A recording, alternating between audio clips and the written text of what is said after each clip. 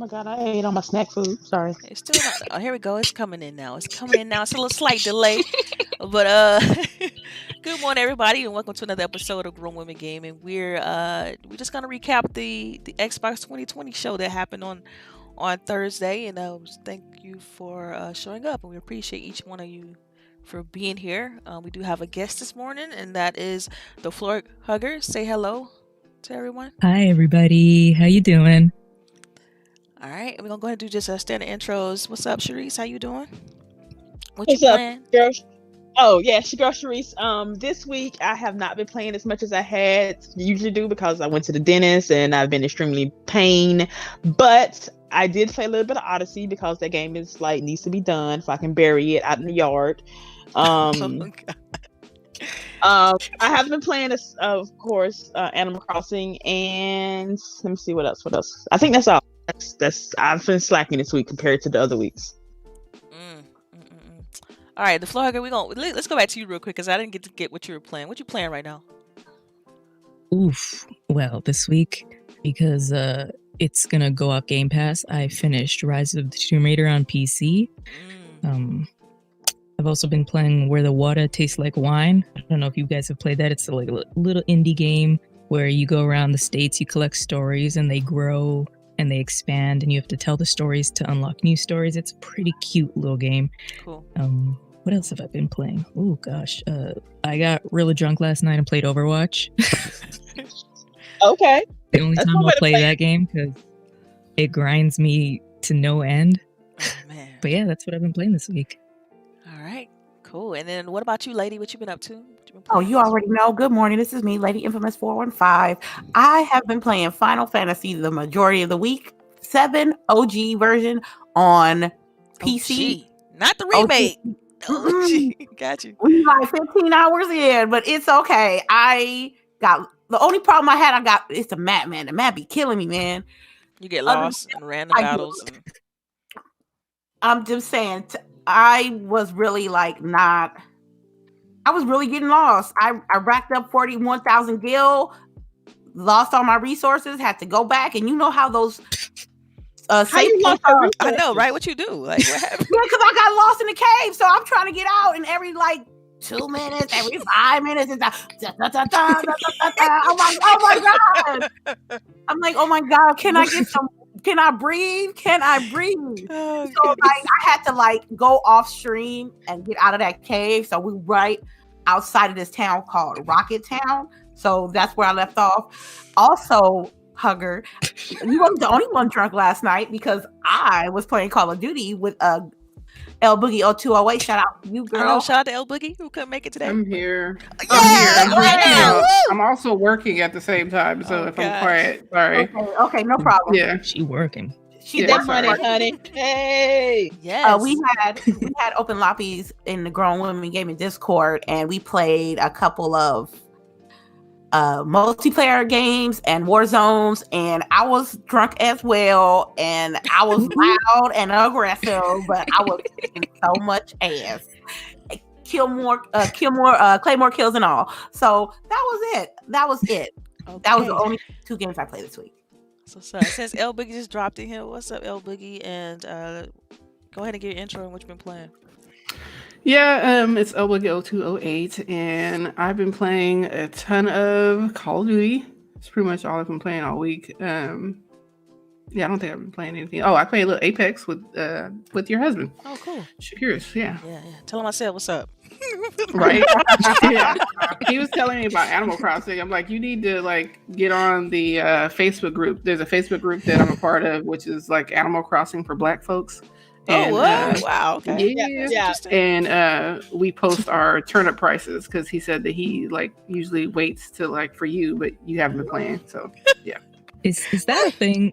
Y'all, I don't play the only Animal Crossing I played was on the GameCube. Is turnip trade, is it an underground thing that gets wild? It's the bomb. It's the bomb diggity. I bought $160,000 worth of turnips and flipped them mugs for $680,000. Oh yes. So Yeah. Tomorrow. Oh, I'm dying. I'm so buying a lot of turnips, and I'm finna Am I'm I gonna wrong max for it out. I retired in Animal Crossing though. Yeah, I retired that game. I'm not retired, but I ain't flipping no turnips though. I'm trying to get to the end of the game where the dude's singing in a circle, that dog singing in a circle with all them other people. Yeah, you gotta get your island up, you know? Yeah, I gotta get my island up.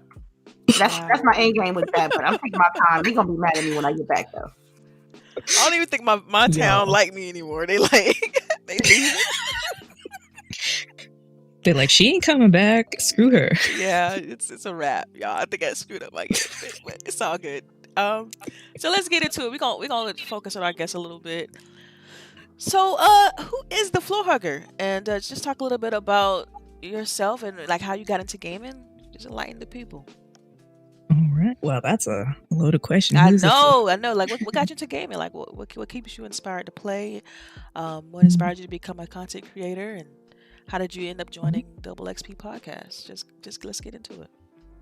Well, what got me into gaming, and I think a lot of people can, agree with this, was the Super Nintendo is where I started gaming, because I am a young one yet an old one. I started playing Street Fighter, got it at a bargain sale, and that was really the only game I had. Started playing it, got into it, and then I didn't really play games a lot while I was in school because it was on the weekends and I had other things to do on the weekends that I could play. But after high school, I graduated. I'm like, this is what I want to do. And then started doing YouTube. Then I went to back to school for print media and doing printing stuff. If you guys don't know, I'm an artist, a concept artist, and I work on a lot of things. And what inspired me to keep going in gaming and make content was seeing the beautiful worlds in like God of War and Tomb Raider. I'm like, I want to make those. So that's what kept me going. And then to join the Double XP crew was somebody who I'll always be thankful for, Mike, who was just like, hey, Fame, reach out to this female. I know you guys want a female on your show. And that's how we reached out. And we have something big coming on the 11th. So make sure you guys follow all of us on Twitter. Cool. Very big. And maybe I'll come back and talk about it when we launch. But yeah, it's just been, gaming has been a part of me for as long as I can remember. But it wasn't until recently that I fell in love with gaming, you know? You have that one game that brings you back into gaming. For me, it was Mass Effect, the series, because BioWare is in my hometown and I know a lot of the people that work there. Right. And it brought me back into loving video games and telling a story. And through it, I met you, I've met this panel, I've met Double XP, I've met so many people that have a love for gaming. And it's been so much fun to just meet people and be there, you know? Yeah. I mean, Twitter can be has its own little community kind of when it comes to the gaming whole deal, and it kind of bleeds over to YouTube with the whole podcasting and stuff. So, I know you mentioned you started with Super Nintendo. So, like, what other consoles have you owned? And like, what got you to this point? Like, from Super Nintendo to the consoles that you play on now, or PC? Well, I do play PC primarily now, but I did start at Super Nintendo. I now have an NES, the original one. I had PlayStation 1. I still have my PlayStation 2, 3, and 4. I've never owned an Xbox. No shocker. But yeah, I play on PC now, and I still like to fire up the old consoles every once in a while, even though they do not like being fired up, because it sounds like a small plane is taking off every time you fire up the PlayStation 2. But it's like, but yeah, I just those are the consoles I've had. I've played, not saying I advocate it, but I've played emulations recently of the older systems that you can't find for, and I've been playing Commodore 64 for some reason. Oh, wow. Yeah, that game, that system is way older than me. Yeah. A lot of us. That's older like than a lot of us. way back. All right, and this is the next question I have is one that I got from Our Lord's podcast. Shout out to those guys. What's your top 5 games? And franchises. Top 5 games, and you can use franchises, but I mean, jeez. I know it's a tough That's question. always such a hard question. Yeah. Mass Effect, definitely. Yay! Yeah. Assassin's Creed, love that series. Way too much. Tomb Raider, definitely. I like you too. That was 3. Oh, geez. I love the Yakuza series. I'm getting into that. And one more. Diablo. Mean, like, all time now. Like this is all time. Like top 5 all time. Like it's a tough question. Mine changes week to week, to be honest. Like I could be like, oh, Ori's in my top 5, yeah. or you know what I mean. I could pick a Ori's game. Real good. Oh my gosh, and then 2 weeks later it changed. Yeah.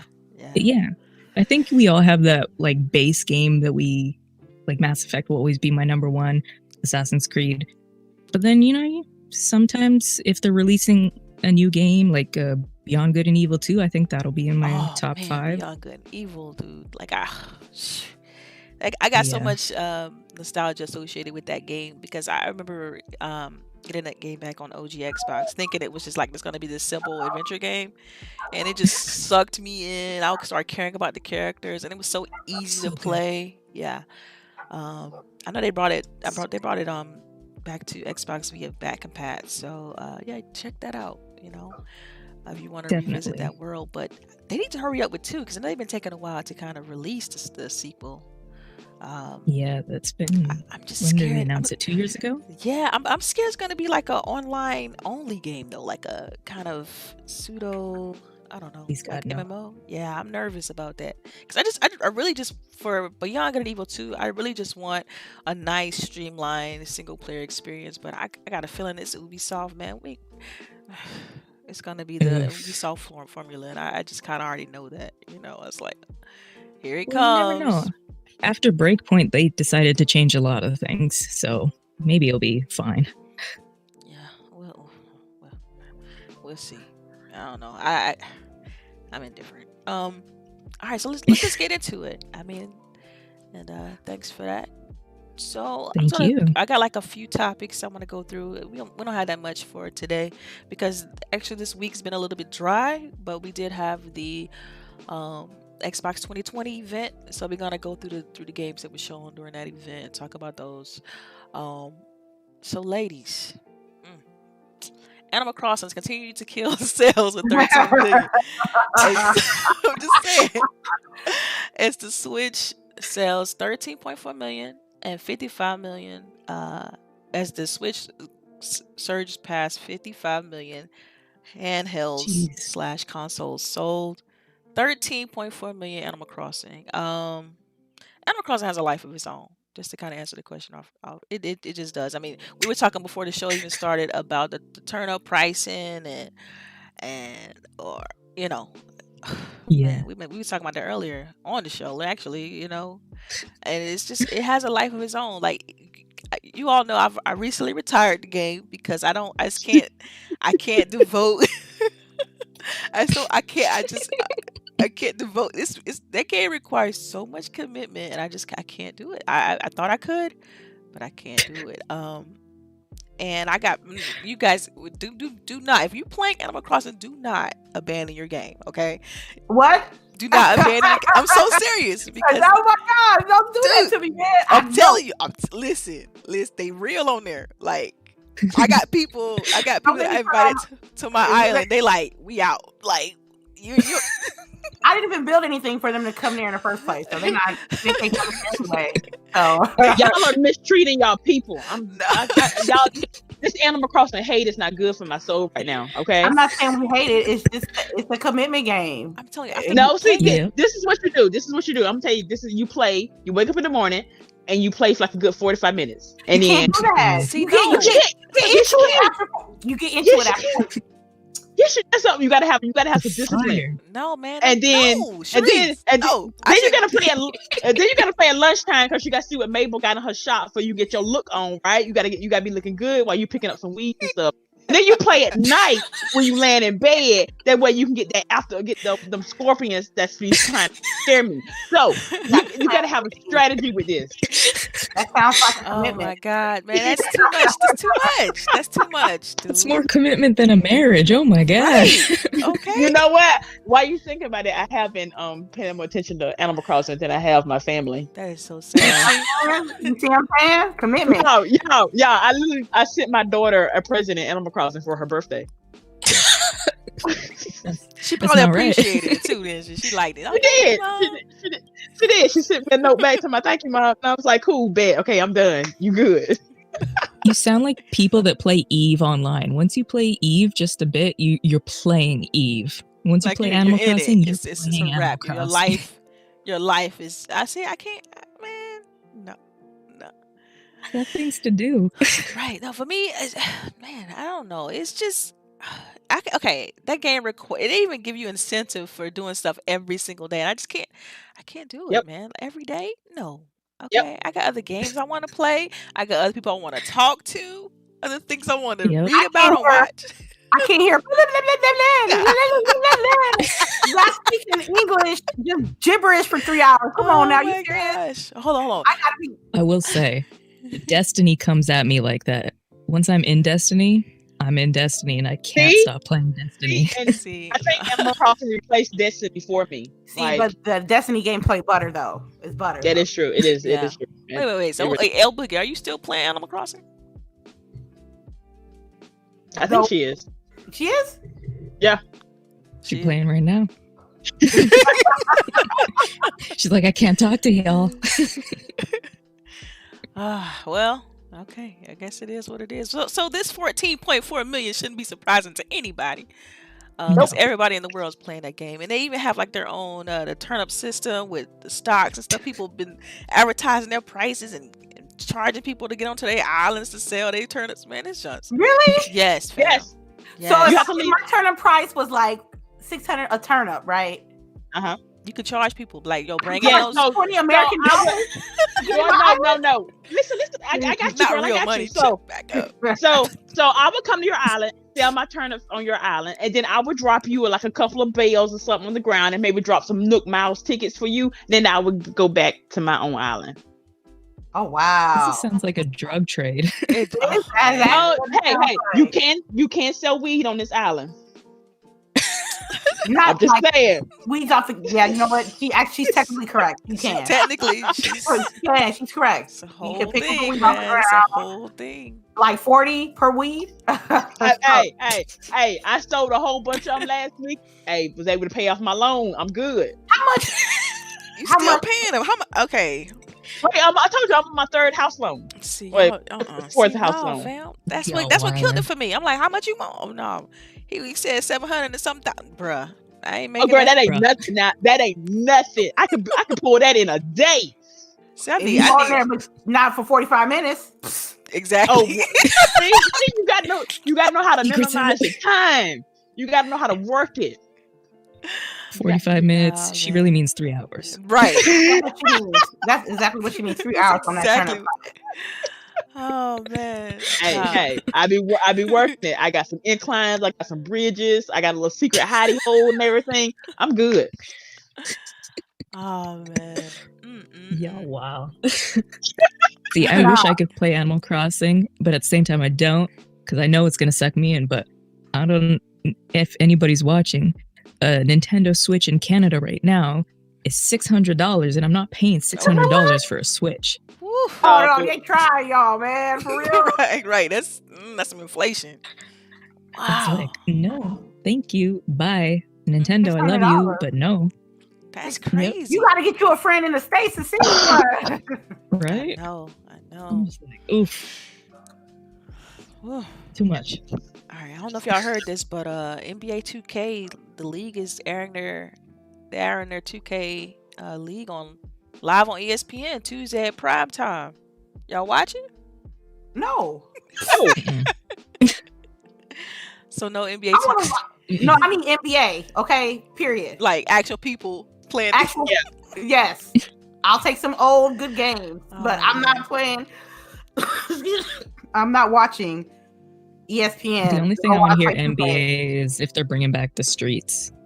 NBA the Street franchise. Oh yeah, that. I think they're doing I know they're doing the Wow, was it? I think 2K is now because dang, I can't think right now. But anyway, because EA has the NFL license, this past I would say early this year, the license got expanded with EA, but 2K is allowed to make NFL license-based game, but it can't be a simulator. So like you can see something along the lines of like Street. Like since you mentioned that, it kind of popped in my head. But it's like, wow, we finally gonna get to see another company other than EA make some sort of sports based game, especially dealing with the NFL. So yeah, that should be pretty cool to see, and hopefully it'll spark something with NFL to be able to like allow the 2K people to be able to make a sim, because EA needs competition. I think that's the only way they're gonna get better is if they get some competition, and so yeah, so we'll see something. Hey, competition fuels creativity. It does. So when we have the Xbox 2020 event to talk about, but there's also been some things confirmed for June. We know that Xbox is having an event in June, but EA is also having it confirmed for June, and GDC is also having a summer event for the for like the developers within the industry, because everything, because of the whole COVID stuff, a lot of things got canceled. But GDC is having a summer event. And last but definitely not least, Summer Game Fest by your guy Jeff Keighley. Man, who? He's doing that. I already know. Why she be I already know how I feel. You see how she got up in there? Like you gave LBOOGIE her trigger word, and she got up out that. Yeah, she said Yeah, nothing. you already know. I said know. nothing, but then I come back from the dead. Excuse me? Yeah. Just because I'm Canadian doesn't mean he's my friend, y'all. Oh, He's also a fellow Canadian, but like, nope. Man. Yeah, so Not a fan of that you guys should, come on, as gamers, come on, you should be excited for this Look, stuff. I'm excited for EA. I'm excited for DC. This Summer Game Fest? Nah, dog. It's a no for me, dog. It's a no for me. Yeah, it's a no for me. Anything with Jeff Keighley's name on it, it's like it's not sincere. It's really like not. It's not like you're a gamer who want to do these events. You just a person who want to get their pockets right, and I just see it. I just can't.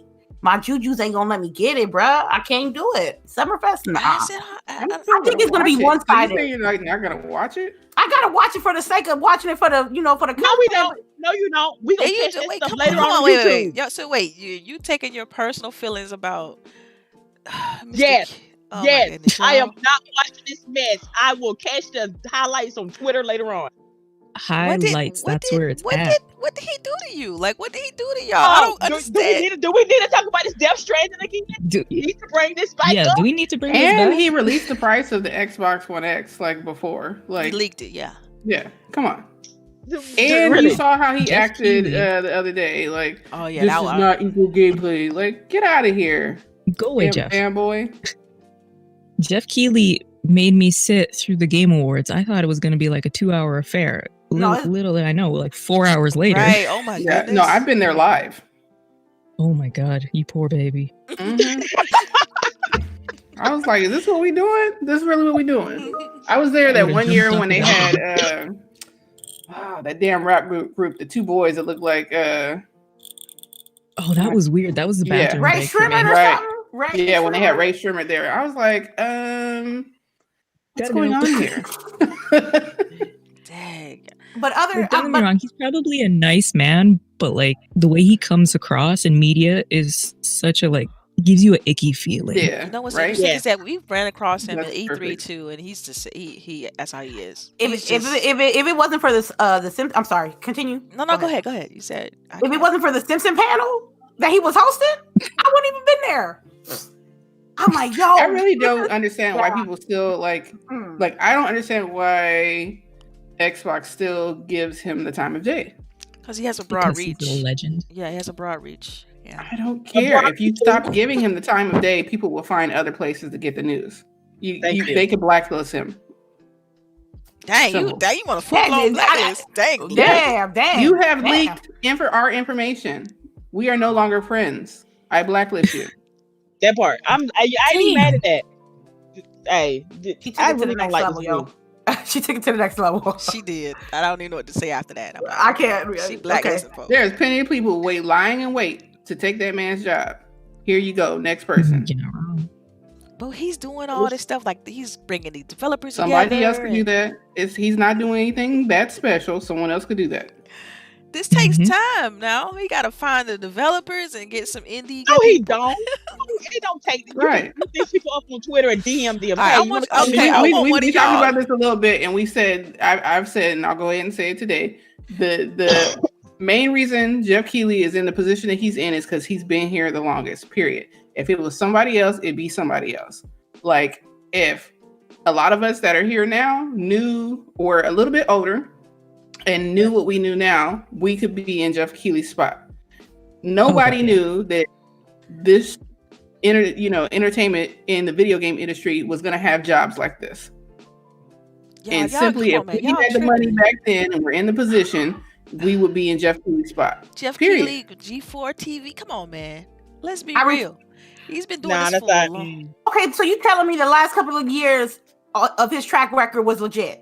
That's what you telling me? No. We're not going to talk about what he founded or what he created. We talking about what he did the last 3 years. Do you think he really contributed to the gaming community within the last 3 years? I mean, he showed his blatant love for Hideo. The Game Awards was. You telling me? You got some knee pads off of that. Man, wow. Look, okay, so the Video Game Awards was there were more commercials than they were video game reveals and stuff like that. Am I right? Okay, so they did show Hellblade 2, so that's the only thing he has going for him. I'm just gonna say this: what award show have we had before Jeff Keighley? Like what? And I was glad when we get another one after gone. Spike used to do the award show every year. Yeah, with Samuel Jackson was the host. Right. That's true. That's true. So y'all saying there's always been a game award show. It's just now it's Jeff Keighley with his blatant love for Hideo Kojima now. Dang. That runs deep, y'all. Like, it sounds deep. I don't know. It's deep. I don't know. I'm looking forward to Summer Game Fest. Thank you, Jeff. I'm looking forward to Summer Game Fest. Okay, you can be but you already know what it's about to be. It's about Circle jerk. Oh my gosh! I appreciate the 3 hours of him games, talking, like and then nothing else. Yeah, I appreciate new games. I want to hear it all. Like, show me what you're working on. Like, I want to see everything. And I like that Xbox doing their thing. I like that EA is going to be having some sort of event.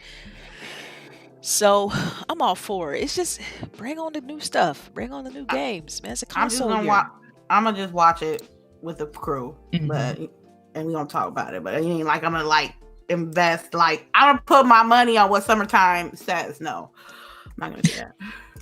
Yeah, I don't know. This brings the question I have for y'all, because we talked about this on Double XP. Is with all these EA doing their thing, Xbox doing their thing, and the decline of E3 in the last few years. Although E3 back in '94, it also had a decline.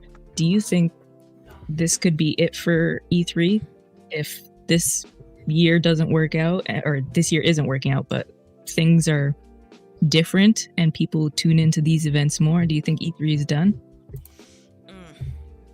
I hope not. I'm hoping that they figure out some other way of doing it, I guess.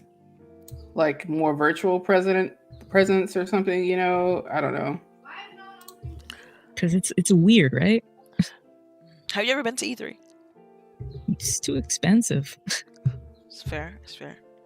So I guess my perspective on E3 is a little bit different because this year would have been my 8th or 9th. I don't lost count. But so for me, I go to E3 and we said it plenty of times on this show. I go to E3 for to interact with people and to enjoy drinks with my girls and talk games with other people. So for me, the experience is a little bit different. Like I don't spend a lot of time in lines and trying to play the games. That's just not what I do when I go. So for me, it's about that entire experience. I don't want E3 to disappear. Like just as from a personal fan perspective, like I feel like I need it, like personally. It's my I'm taking a trip to LA type thing. Yeah. So I'm like nervous. I would love for it to stay.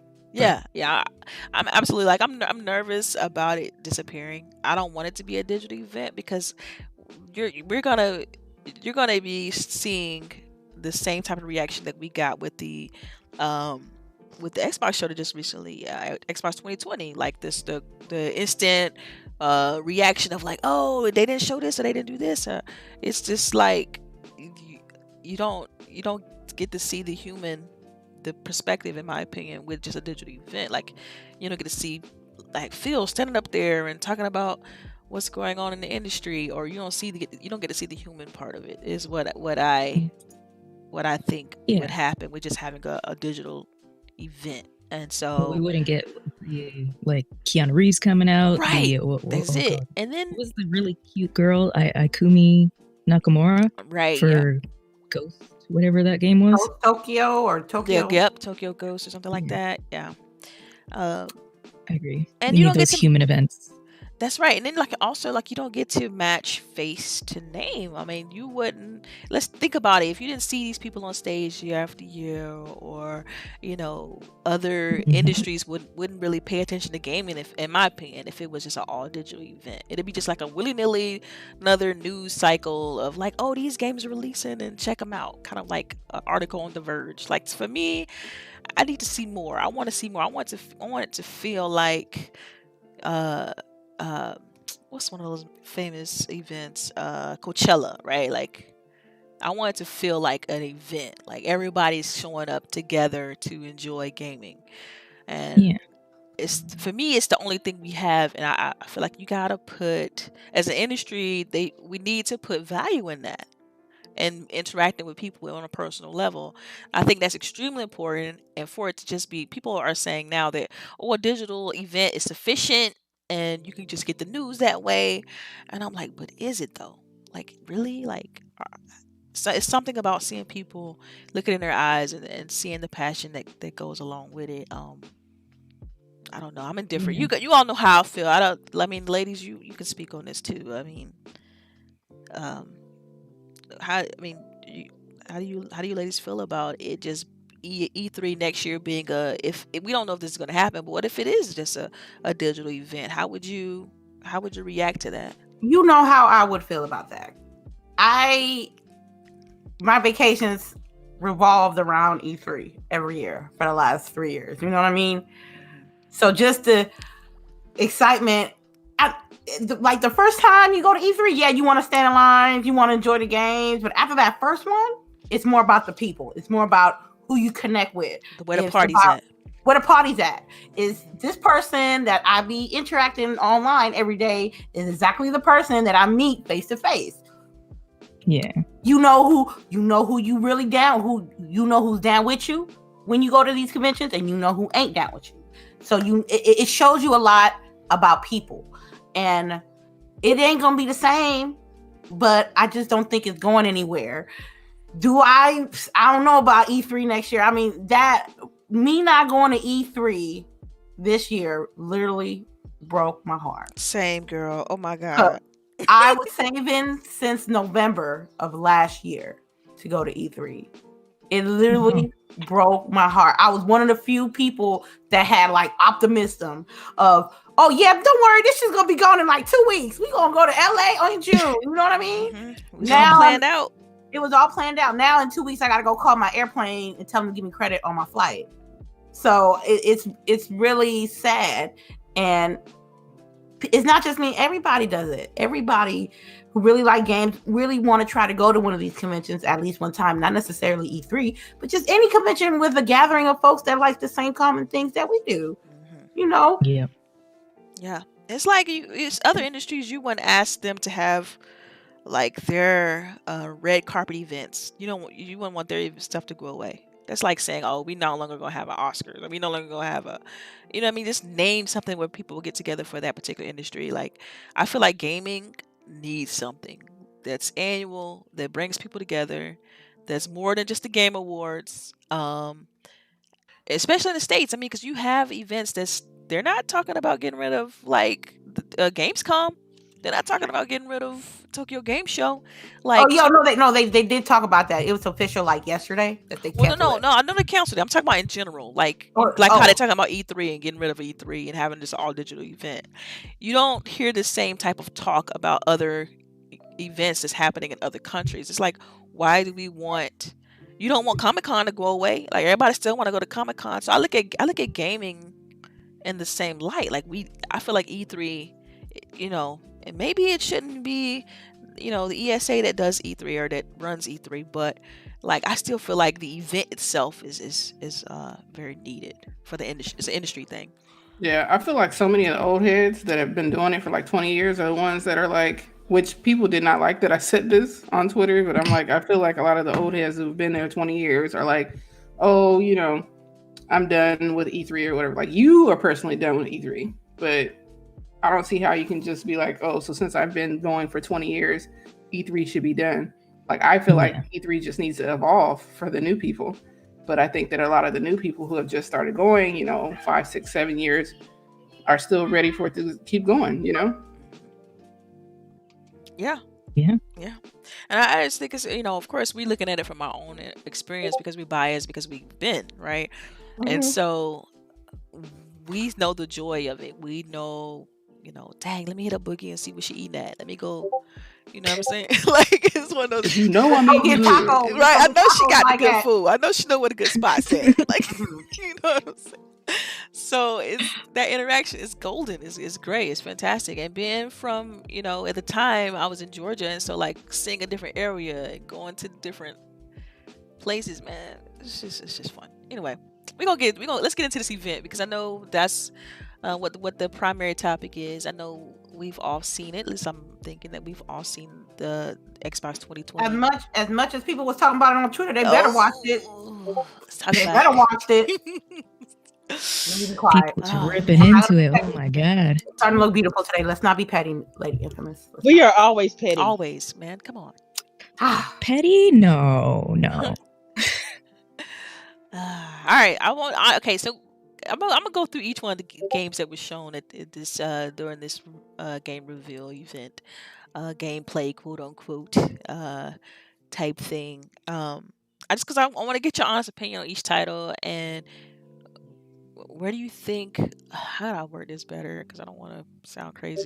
So, I guess at the end of this, I want to ask the serious question of like, how could Microsoft and Xbox how could they have done this better? All right, so let's get into it. First game that stood out to me, and these are out of order. They're not following like a specific kind of style or anything like that. These are just ones that's on top of mind for me. But Bright Memory Infinite. It was an action first-person shooter, first-person fighter. They showed some gameplay of that title. So I just want to get you ladies your thoughts on Bright Memory Infinite. What do you think when you first saw it? It looked good. It looked good to me. My eyes liked it. You liked it? Yeah. This is based on something else, though, right? No, I want to know, like, is this like when you see that game, do you feel like, oh, I'm copping, or like, what was your first impression? Like, was it just, oh man, look at for me, but personally, it was like, oh man, look at these graphics, like it look amazing. You had the wind effects going, you had particles everywhere, then you had the gamer or the player, saying like shooting out these grappling hook and then doing this crazy sword slash and then shooting, like it's a first person game. So I was all over it. It gave me like this Bulletstorm kind of vibe too. Just the fact that you can like switch between doing your shooting and melee attacks. I thought it was fire. That was one of the standouts for me in that entire show. So with Bright Memory Infinite, I need to see the story. It can't be just because I'm a sucker for action FPS, but I need to see. This isn't like I was asking. Is this something like from a previous work, or this is original IP? So, but I would like to know more of the story background of this game, and I don't know anything, but it's so good. From what I've heard, from what I know, just from like what they released on the interwebs, I guess is how you say that. that this game is being made by one person. I'm salty already for just saying that, but whatever. Why are you salty because it's made by one person? Because it made me feel like I need to step my game up. But anyway, okay, it's made by one person and it looks cool. I know. TheFloorHugger, you had some things to say about that, as far as the assets and things. I got some. It looks interesting. I will say that and the fact that one person is making it, I'm never gonna knock a single person making a game like that. And I'm on two fronts of, I want to support it. Female-led game. It looks great, but the assets are stolen assets, and I understand using them as placeholders, but they're not placeholders when people can already play the game, and you haven't credited the source. As somebody who makes art, I would be pissed if I fired up the game and I saw uncredited work or my work in a game, and I'll be like, what's going on here? I know these are licensed products. Why are they in the game?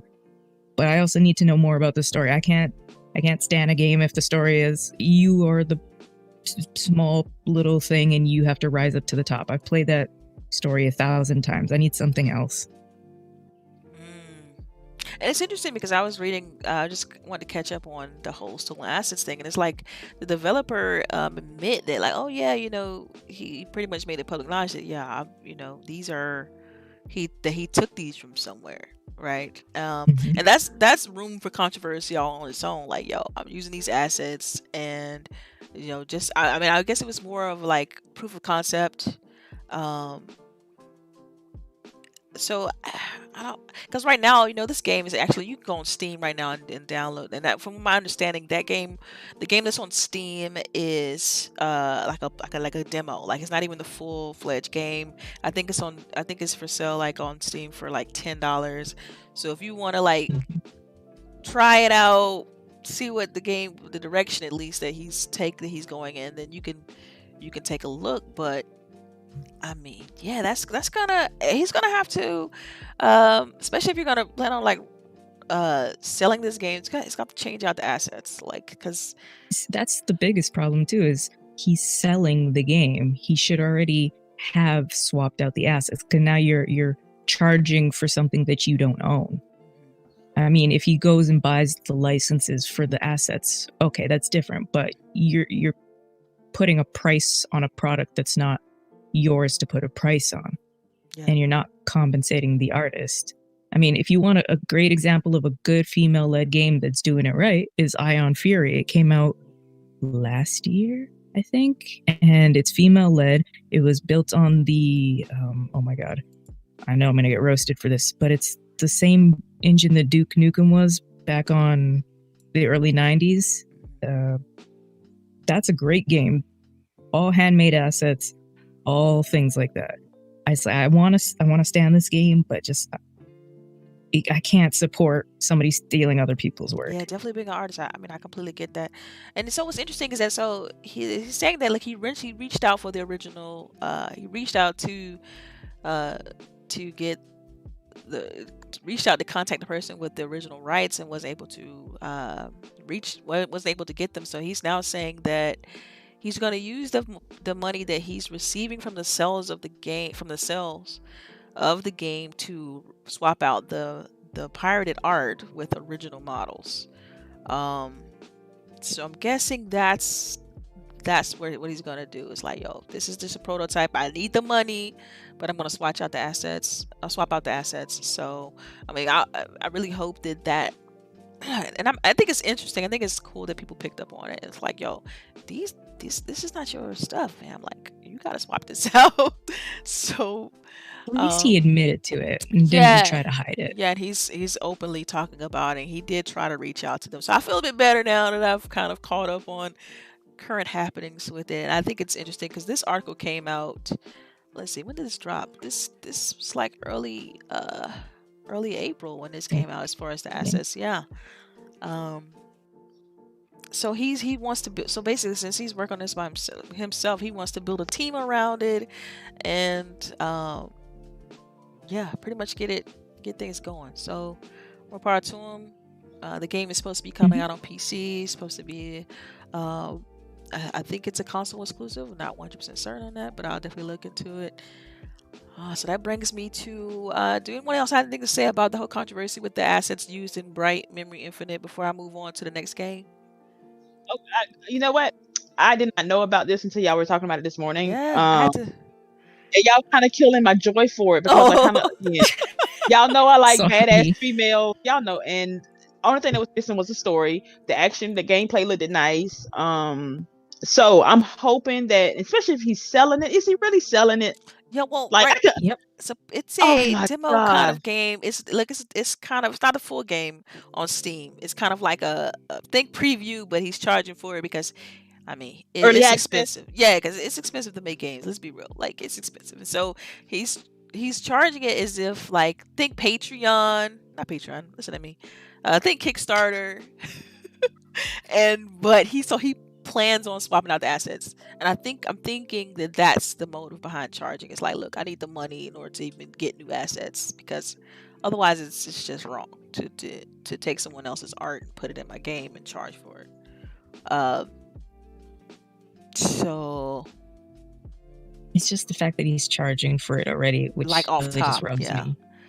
Yeah, like I understand what you're doing, but it's not yours to monetize. I mean, it would be like putting a Kanye West song and saying, "Yeah, I wrote this." So to be fair, I mean, he did reach out to the original artist, but still, I think he need to be like sharing profit or something like that. You know, I think that would probably help. You're just killing my joy, man. It's an interesting idea. I'll give it that. It looks cute. It looks well done. And okay, so we're gonna revisit this topic, this game, in like 6 months. And see what's going on.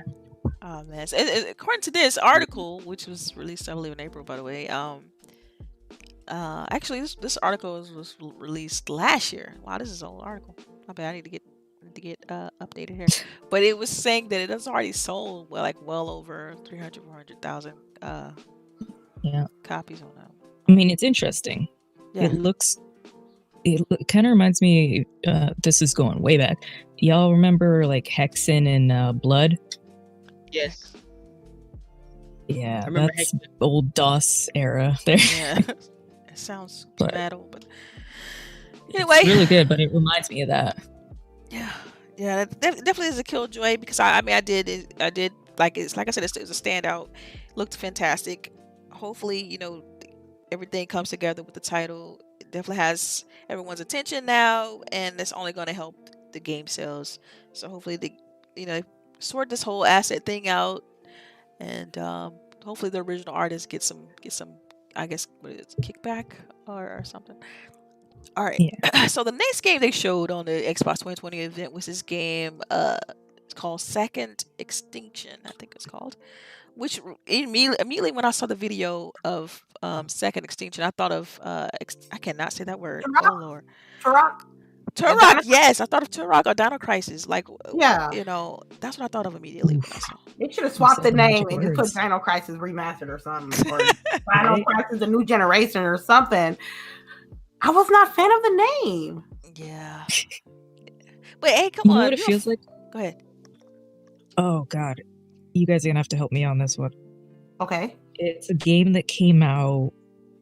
It was one person was the monster, and then there was 4 hunters, I think. Crap. Oh my God, because it came. Evolve. Brain farted. Evolve, fam. Come on, let's go. Y'all know I know this. But anyway. That's what it reminded me of. I was just like, oh, okay. Because somebody's gonna play the dinosaur in some game mode. So I'm like, oh, Evolve and Turok had a baby, and this is what it is. Cool. Well, see, because right now it's showing the trailer for that game right now. Yeah, right now. Yeah, and which is brilliant. But yeah, it looked good. So when people say, "Oh, they didn't show gameplay," that looked like gameplay to me. You like it looked like gameplay. That looked like gameplay. Yeah, it looked like gameplay. Yeah, that's gameplay. Yeah, it looked good. Maybe if this does well, it'll put some interest back into Dino Crisis, and we can get a remake of that. I don't know, man. That's asking a lot. Isn't that Capcom? Is it Dino? God, I think so. I think it's I think Dino Crisis. I have to look that up. Oh my gosh, let me look this up real quick. But I mean, they did Resident Evil. Put some Dino Crisis in there. Capcom's been on they've been on in their bag lately too. Like as far as they're sitting on titles. Yeah, that's definitely Capcom. So I can see them, since I'm just glad that we didn't get a game with zombies. Like, fam, this whole show, I didn't see too many zombies. Because, like, in this previous generation, in this current generation, we've got our full-fledged share of zombies, man. Like, you didn't like Metal Gear Solid, whatever the Metal Gear Solid? No, that was trash. Metal Gear Survive or something. Oh yeah. No. They wasn't ready. They wasn't ready. I swear that game was hot trash. Yes, you can at me if you want to. Name me one person who enjoyed that game. Tell me where they at. Because I played the demo and I was like, oh yes, Metal Gear Survive, let's go. And I'm like, man, nah. Wow. Yeah. They're coming out the woodwork for you. They're like, well, I happen to enjoy it. Well, good for you. You're probably the only one. I don't know. I could see Capcom. You're right. I mean, that'd be great because we haven't seen a Dino Crisis, since what? I don't know, 2003, something like that. I mean, if they can remake Final Fantasy, anything's possible. Yeah. Especially Final Fantasy 8. I was surprised that one's coming for a remaster because apparently nobody had the source code and stuff for that anymore. So the fact that they're remaking that means they can do Dino Crisis. Anything old can be remade. Okay. Yeah. Okay. So Second Extinction. Turok, right? Turok, basically, because that's definitely that's the vibe it gives off. They also show Yakuza. I mean, man, it's for me for this. This is the question I have for this in regards to the Yakuza. Is there not any franchise fatigue with this title? Like that's where I'm at when it comes to Yakuza. Well, wait, hold on, because with that, technically, this is the first time we get an original game as soon as it drops on the Xbox system. That is true. That the ones that we got now on Game Pass, they've been out for like a year or two, or probably if not longer. So if this is a day-to-day release for us, hey, I'm happy with it. I might not play it because it looks fun, but I might not play it. If you like it, go ahead, enjoy your game, boo. So has anybody on the panel played through like the Yakuza series part of the game? Man, I put like 3 hours in Yakuza Zero, man. As soon as they was asking me to, as soon as I couldn't get into it anymore after they was asking me to find like 5 different alcohols at 5 different stores in the same neighborhood. I was like, no, I'm good. They was like, I don't want this one. I'm out. Yakuza is an interesting game series. I think I played the original ones on PlayStation 2, and I'm just replaying Zero, and now Kiwami's on Game Pass. It's an interesting series. It's very deep, has a lot of things. And what game can you go from beating up a gang leader to singing karaoke? Right. Not many games. Well, Grand Theft Auto. If you like big open maps, it's not the game for you. If you like GTA, it's in the big expansive, it's not going to be for you. But if you're there for story, Yakuza has some deep story that you have to be prepared for. It goes deep. Yeah. I know for me, I'm excited for it. Yakuza, I haven't gotten into the series at all. So I don't know. For me, when I saw this on the show, I was like, I don't know.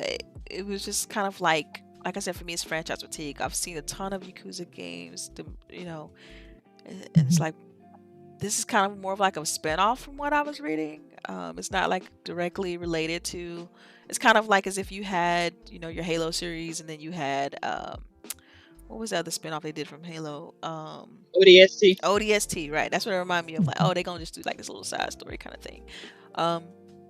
And I'm like, man, that's milk, man. Just milk. Like, I need something fresh. Like, I wanted to see something fresh there. But But CHAREECE is right. I mean, this is a huge get for Xbox because up until recently, these games weren't even on the platform at all. They were all like only on PlayStation's system, and so I think it's a good look for them. I think that's part of the reason of why they showed it on the show, which to kind of make sure they engage the audience as well. It's like, look, yo, you can play those games here too, you know.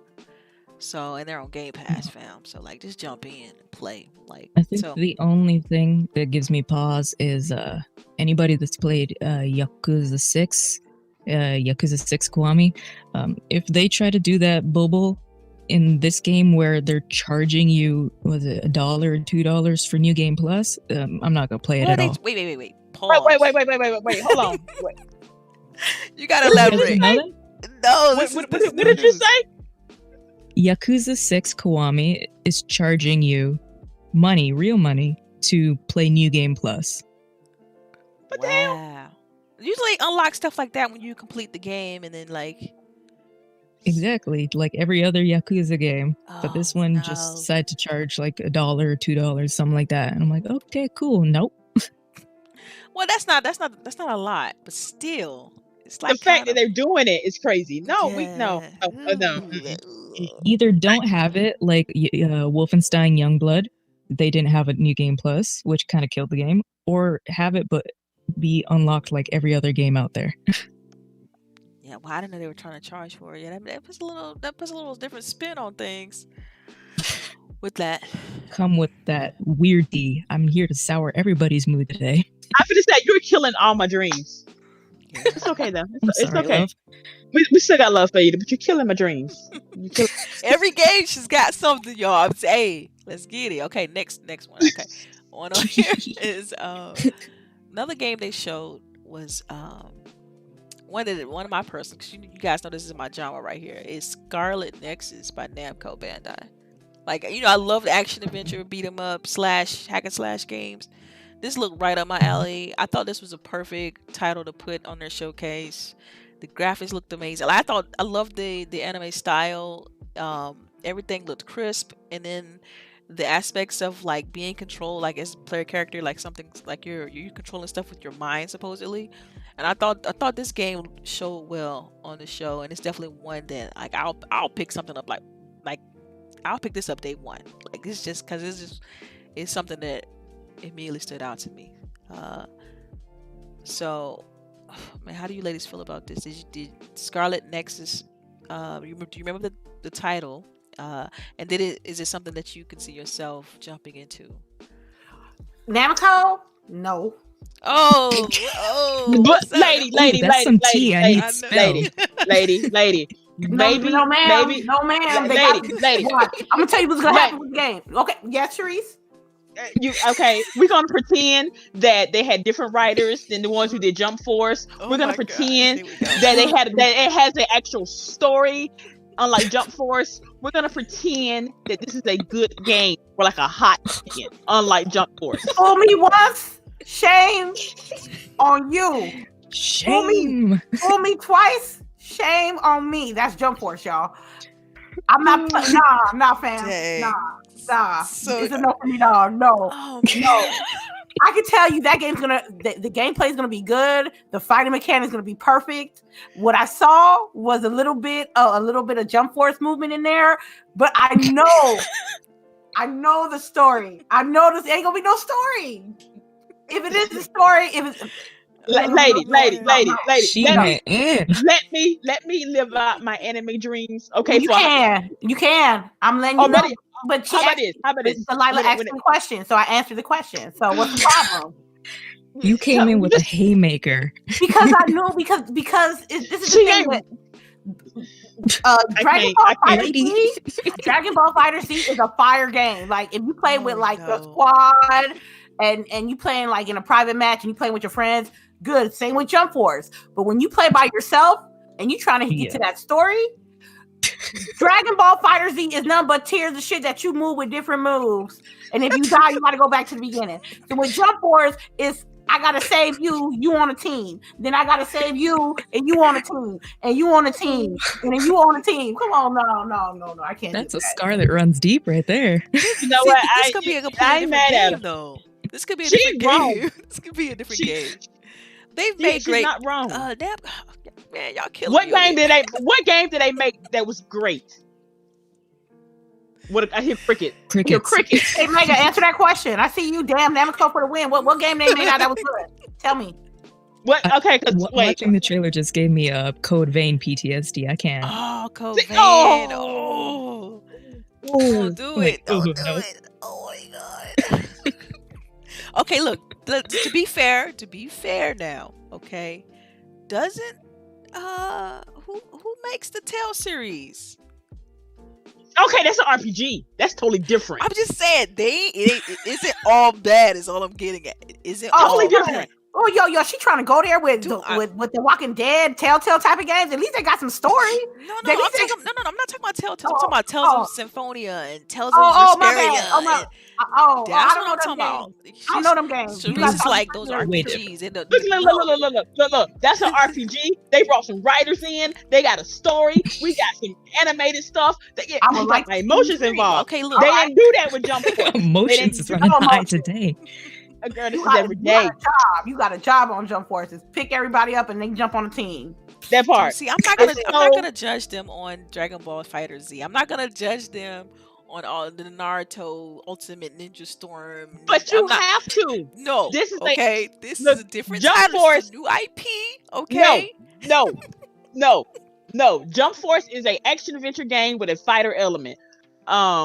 Same thing as this other one they trying to play off Scarlett on Nexus. It looks dope, y'all. Come on. It does. Fire. It does. Sorry. But I'll wait for that shit hit Game Pass.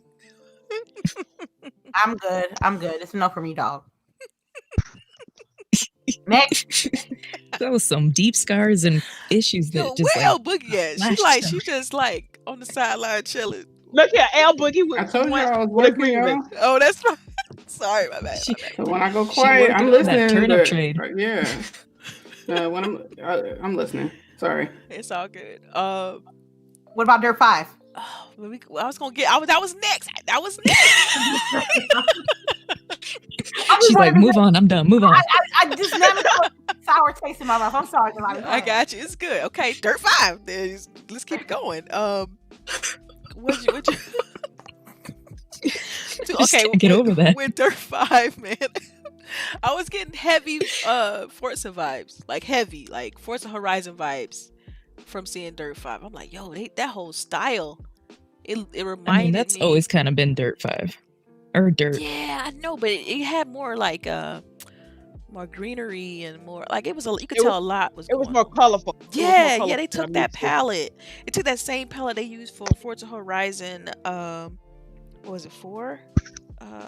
And they used that. They kind of like took elements from that and put it in Dirt, and it looked good. Like, I mean, because I'm a big Forza fan. Like, I haven't really played Dirt like that. So I'm not 100% familiar with the series, but man, it definitely showed well on the show. I think, and they also had like a little segment at the end toward talking to the developer about the game. And I thought that was cool too, but man, yeah, I was getting heavy before it's vibes. I mean, do you ladies even play Dirt? I haven't even, because that hasn't ever came up. Like, let's play some Dirt. Like, it's just one of those games you play by yourself. I played some Dirt before, but I've never played this game. I ain't gonna lie, never. So when they had this in the showcase for this one hit for you, like yo.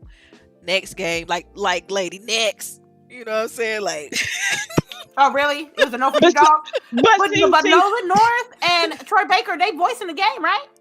But the reason I don't play racing games is because I can't drive in video games. So that's a personal problem. That's a personal. Oh wow, that's a you problem. She's saying that's a you problem. It really is. Like, you're killing all my dreams today. But I can't do it. Going through one by one. I want to break this down because the only thing we got when the show first aired was people's knee-jerk reaction of like, oh, where's the gameplay? Where's the gameplay? When really a lot was shown in the show. And so that's why I want to go through game by game, line by line, because you know, you have to look at. I feel like you doing the games a disservice if you don't look at them individually, and so that's why I'm like, yo, Dirt 5. So you might be asking the wrong crowd, boo. Maybe I'm asking. I the like wrong racing crowd. games, but like I play Forza, but my bread and butter has always been Gran Turismo. But Dirt, I mean, Dirt is in the same category with like Grid. It's like I'll play it, and I have them. I got them for free, but I'm not going to drop money on it.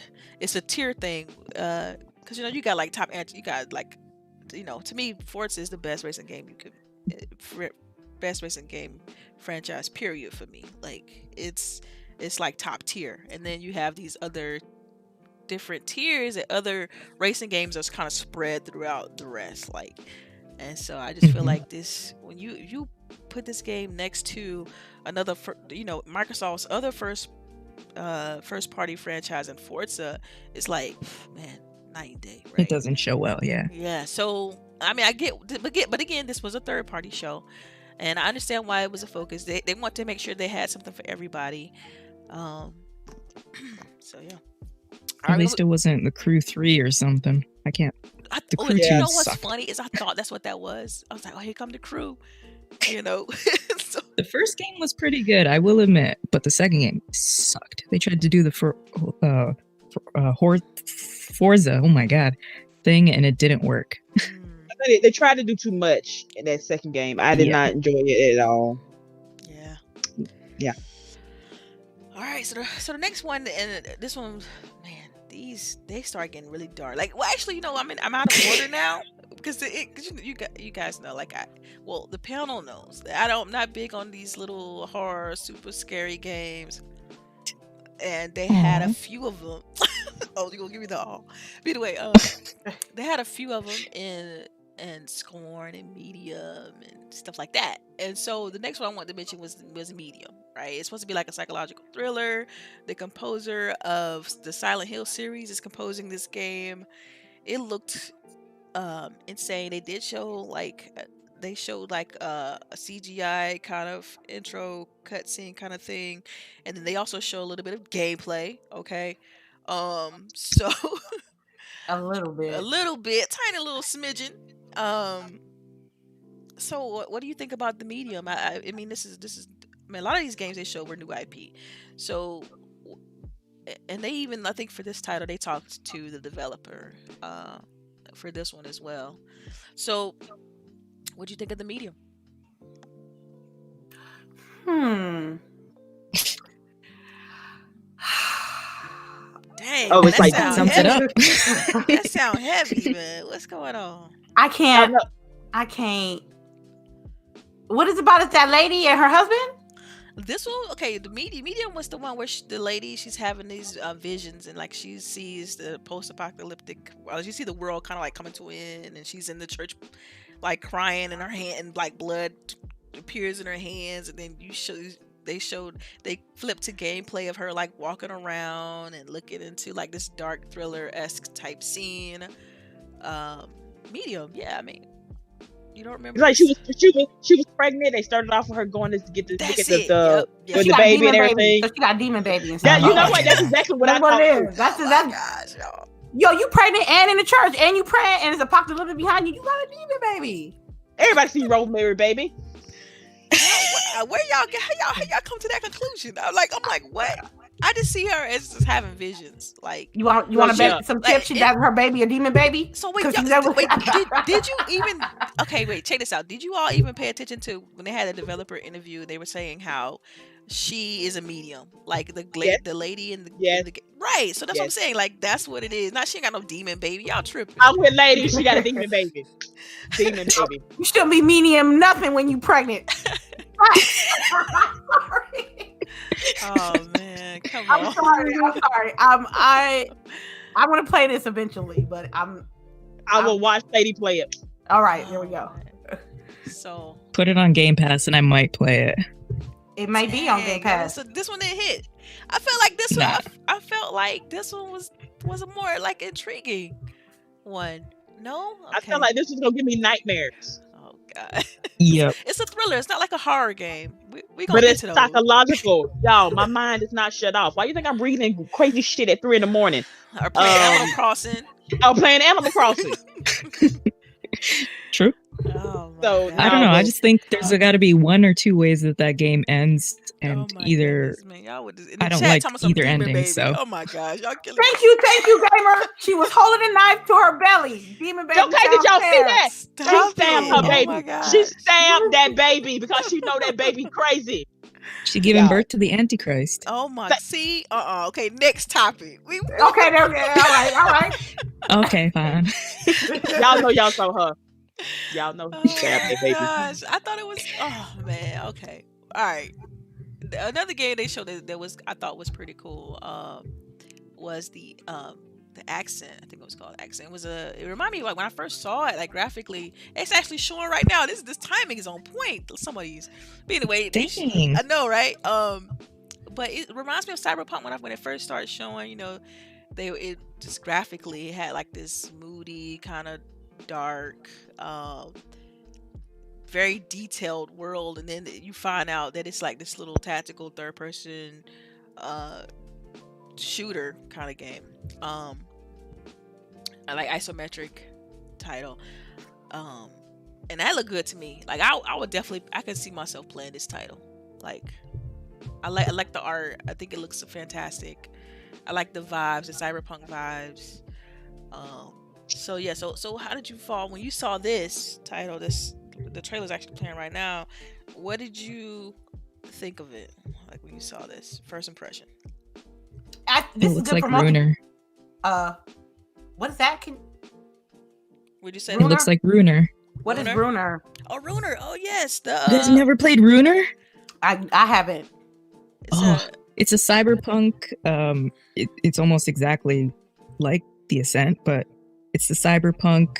You have to figure out what happened to your brother, kind of with awesome music. It's the top-down kind of like isometric thing with just beautiful aesthetic. You guys should definitely give it a shot. It's super cheap right now. Yeah, I think it's on Game Pass. Like I've played it.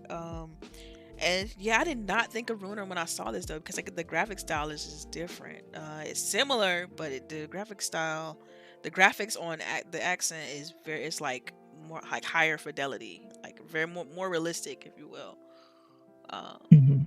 When that red kicked off, I'm like, that's Runer immediately. Ooh, I could see now that you mention that, like I could see the correlation, you know. Wow. Also, if you guys are watching right now, if you missed the Demon Baby, that trailer is running right now. They're showing the trailer right now. For me, the Ascent looks good for like a night out with the ladies playing. Is it co-op? I hope it is. It is. It looks like it is co-op. 4-person co-op. Yeah. Oh, you know what? Then it's a good. I love games like that because you can be able to play with your friends and stuff like that. That's the type of games I like to play with friends too, as well. So I'm interested in the Ascent. Yeah. I like the futuristic. I like the futuristic visuals. That's my thing. I know it looked dope. Yeah. It looks really good. You would definitely like Runer then. Oh, yeah. To me, it looks like not Diablo, but it looks like that type of game where you're mostly playing it over and over to get better loot. Sorry, I can't breathe. I don't know if that game. I don't know what. It looks like you could play multiple times and like with different characters because all the characters look different. Different abilities, maybe different weapons, and I will play the hell out of that right there multiple times just to get everything, and that's just what I do. Yeah. Animal Crossing.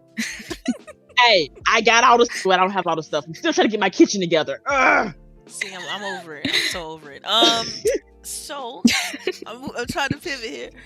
Another game they showed, which we kind of missed a trailer on this, so we kind of a little bit outlined. And see, here's the game I liked, which Scarlett Nexus. Yes, okay. Whatever. We gonna go on. The Call of the Sea. Okay.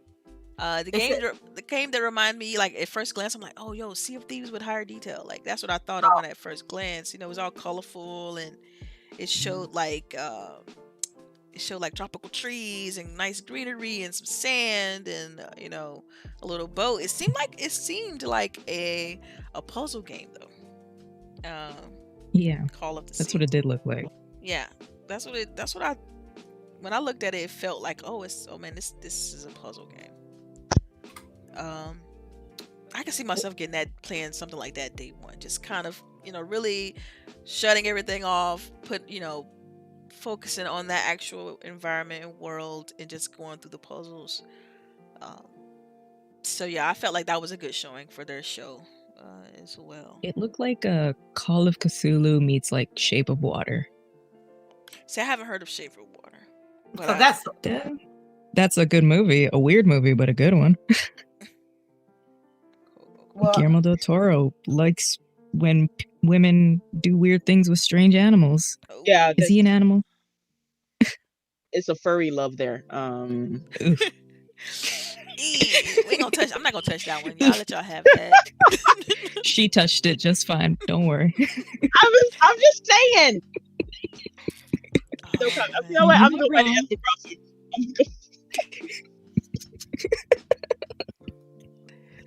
My bad. Y'all killing me. Oh man. I'm just She's saying. like, how do I move on from Yeah, this? I'm trying to pivot, but it's tough. I'm like, they went somewhere with that. I gotta try to pivot back. Honestly, that's what the movie's about. It is. Oh, It really is. But yeah, the Call of the Sea did look like Cthulhu meets Shape of Water, and some Sea of Thieves. it's beautiful. You know what else? Oh God, it just came out. Is it Sea of Solitude with the that's that bird-like game's, thing? Oh man, that game's something else. Sea of Yeah, Solitude. when I saw the puzzles, goodness. I was like, Sea of Solitude. Yeah, actually, that game's crazy deep too. With the whole mental stuff. Make you cry. Yeah, it's just crazy. Another game they showed, you can tell I'm trying to pivot here, is Bloodlines 2. Bloodlines 2. The Masquerade. Yes. Now, yes. okay, all right, y'all. Agree Lady. Yeah, that one was a good one. That one was a good all right, so okay, have you? I'm assuming that you've played the first game. Yes. And so, what are you expecting from the sequel now that we know that it's coming? They showed the trailer. Oh man, it's been so long since the first one. I don't think we can base the second one off for that. Yeah, it has been a while. I mean, Now, 15 years? yeah, that part with the creepy behind faces and man, that was creepy. I don't do well with scary games, and so when he had the faces all pulled back and stuff, I'm like, oh my god, what's this? You know what I mean? Yeah. That was. I mean, it shows the different kind of sections you can. I think it's showing the different sections you can join. Like maybe you get a psychopathic vampire sect, and then you get that girl dancing in the club, and you get like the succubus kind. Yeah. I don't know. It's interesting. I like Bloodlines. I think it's one of those understated titles that people slept on. I will say this now, for it to have been like a Series X enhanced type show, I did expect for the graphics to be a little bit more updated when it came to Bloodlines. Like, I felt like You didn't like the PS2 looking thing? you had to say it like that, but no, that wasn't. Yeah, I was hoping, like, dang, you'll have of a higher fidelity, if you will. Like, it's still. You know what it looked like? I'm not trying to be mean, but this is going to be hilarious. Don't be too mean. Don't be too mean. I'm not. But it looked like the vampire expansions for The Sims.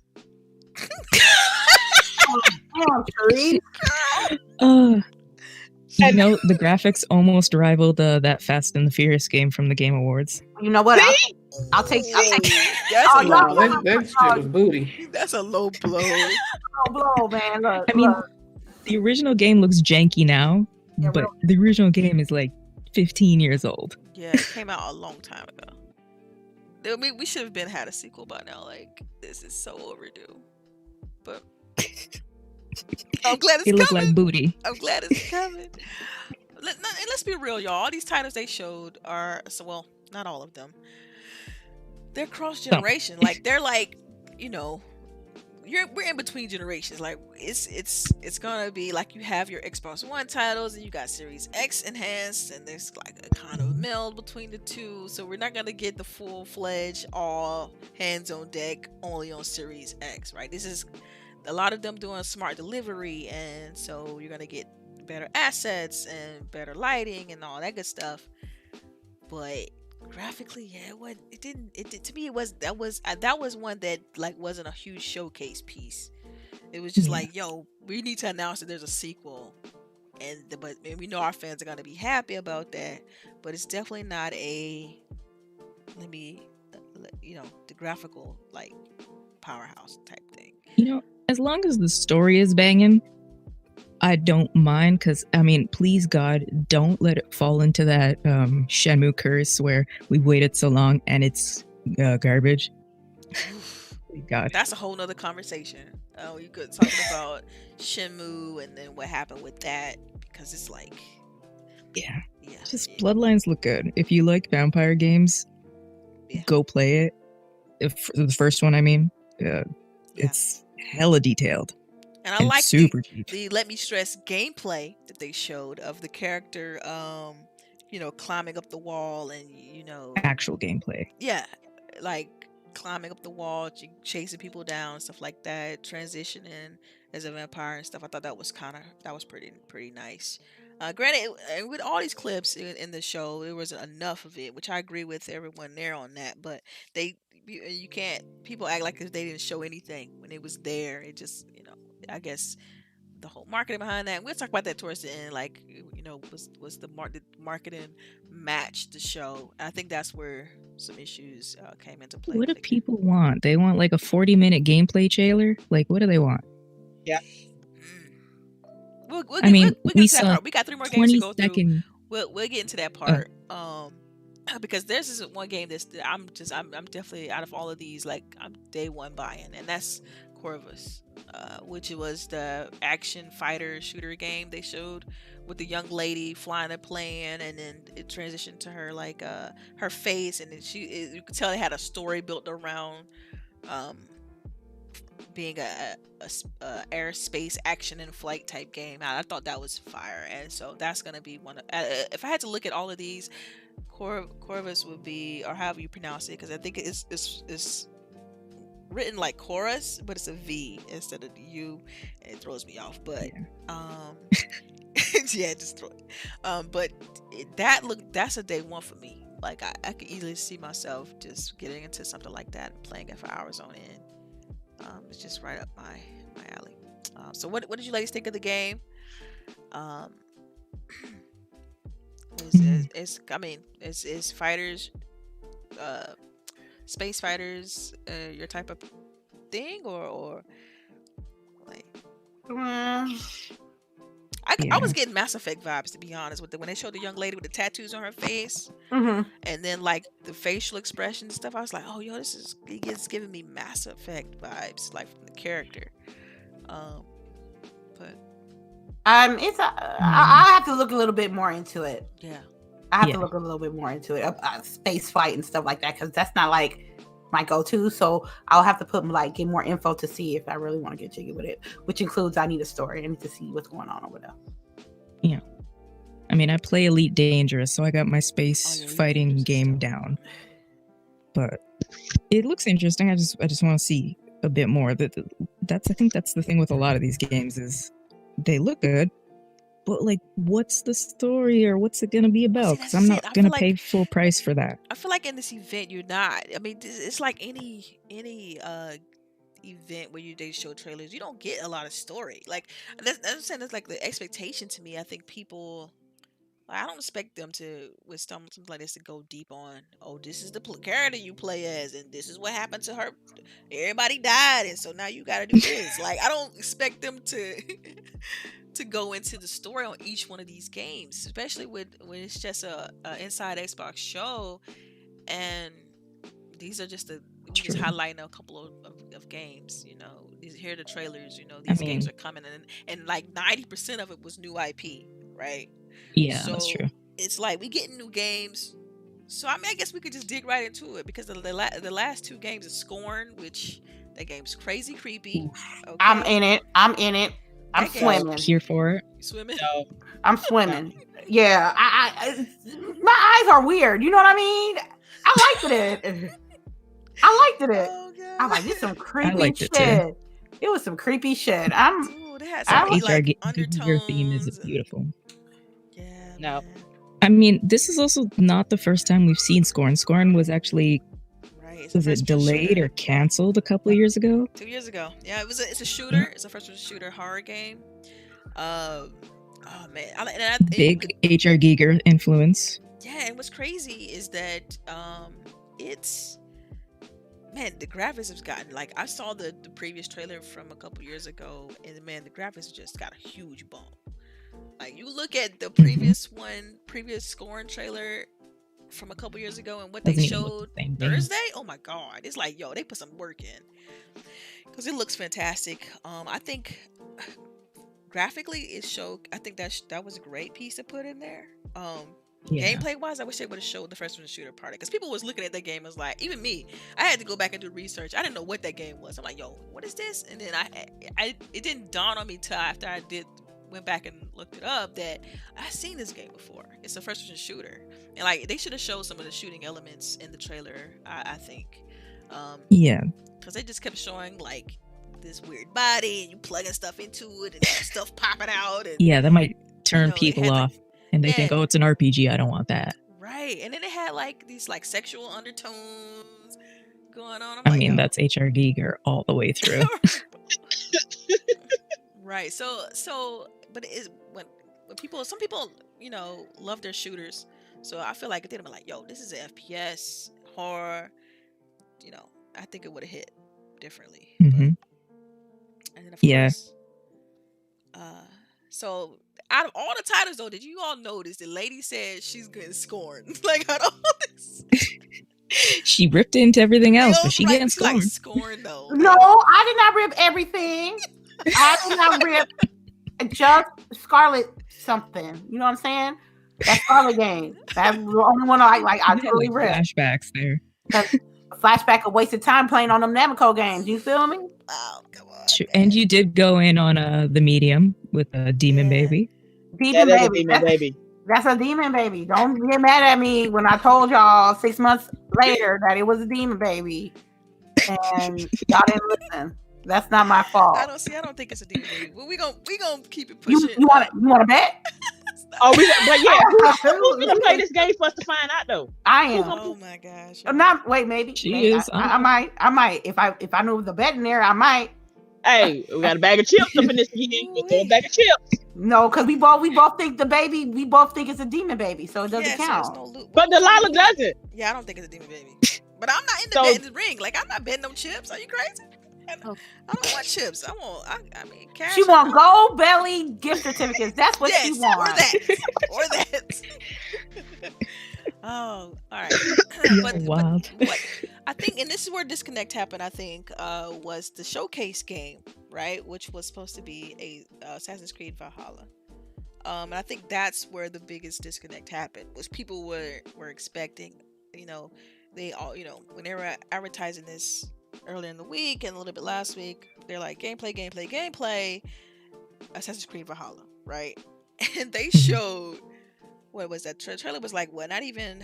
Oh my gosh! It was like 2 minutes, and it felt more like a cinematic trailer than this is a gameplay walkthrough. I feel like if Ubisoft would have provided, and you notice I said Ubisoft because I look at it as if Microsoft they only show what they're given, right? They only show what publishers and developers provide them. So I feel like if Ubisoft would have provided them with, here's a full-fledged walkthrough. This is what the gameplay looked like. This is what you switching your weapons out. This is what that looked like. You now have shield gameplay back. Oh my god, thank you. So to me, this is where the biggest disconnect happened. Because if you look at each individual game, if you go to the individual, if you go to the Xbox YouTube channel and you look at each individual game, you don't see a ton of downvotes until you see Dirt. Assassin's Creed. I'm serious. I'm just being honest. And Assassin's Creed Valhalla. Those two titles out of the entire showcase have the most YouTube downvotes. Not the other games. Yeah, I feel you. This is the problem. The problem is because Ubisoft did their thing at the Inside Xbox 2020, and they didn't get what they wanted from Assassin's Creed. They immediately ripped the entire show, which is not fair. because the show only displayed what was the capabilities of the games from those companies, not people that work for Microsoft / Xbox determining what gets showed. It is the companies, it is the developers, it is the creators of the game that determines what gets put up there. They didn't say it was a first party. It wasn't a first party thing. It was a third party thing to show the capabilities of the Xbox Series X. And people enhanced. And people really wanted to see Valhalla. And I'm still copping. I'm still copping it. Yeah. I'm still copping it for the record. But don't get mad. Xbox had it was trash because Valhalla wasn't popping. It's like me saying, how can I say this? It's like me saying, hey, Delilah sandwich is trash, but Lady made it. Something like that. You know what I'm saying? Delilah's sandwich show is trash, but Lady made the sandwich. So it's not Delilah's fault. It's Lady's fault for making the sandwich trash. That's the example I was trying to get. People have unrealistic expectations for Thank Xbox. you. That's all Thank you. Like, we watched that crap with Sony and them, their deep dive, and there was minimal stuff out there. And they literally just turned off their comments. Like, we don't care. Fuck all you guys. We're doing what we're doing. But, Xbox actually, cares about the people, what they're saying. And for whatever reason, everyone thinks the Xbox is supposed to, I don't know, show unicorns and shit, like real life. Like, look, guys, we found one. Like, I don't get it. I really don't get it. Like, like, you saw the game. You saw a little gameplay in there. But what did you think it was supposed to be, like them going through the first level? They want first level gameplay. They want interaction with the UI and stuff no one like said that. You were getting that, and you're not getting E3. They didn't say this is going to be our replacement for E3. When they have that, they're going to tell you.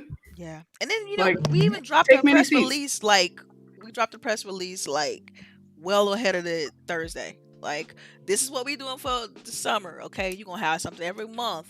Xbox 2020 leading up to launch, right? That should have let everybody know, like, look, fam, this is only a glimpse. You only getting the glimpse. But I guess I can see the disconnect with the marketing, because they did say first look and gameplay and da da da da, and then but then they also said, which people completely went over people's head, I guess, that it's not even that long of a show. It's only 20. Normally these shows are inside Xbox is typically an hour 15. This show was less than 30 minutes. And so was it? I thought it was like 40 minutes. No, it was less than 30 if you trim the front and the back, 20 minutes. Because we've gotten feedback that the shows are too long. You know what I'm saying? So it's like, if we keep it nice and short and hit game after game after game, it'll hit different. People will be like, wow, I got to see a lot of games. It didn't take too much of my time, in and out. Let's keep it moving. And so, man, I'm just saying it like this. The marketing was a little off.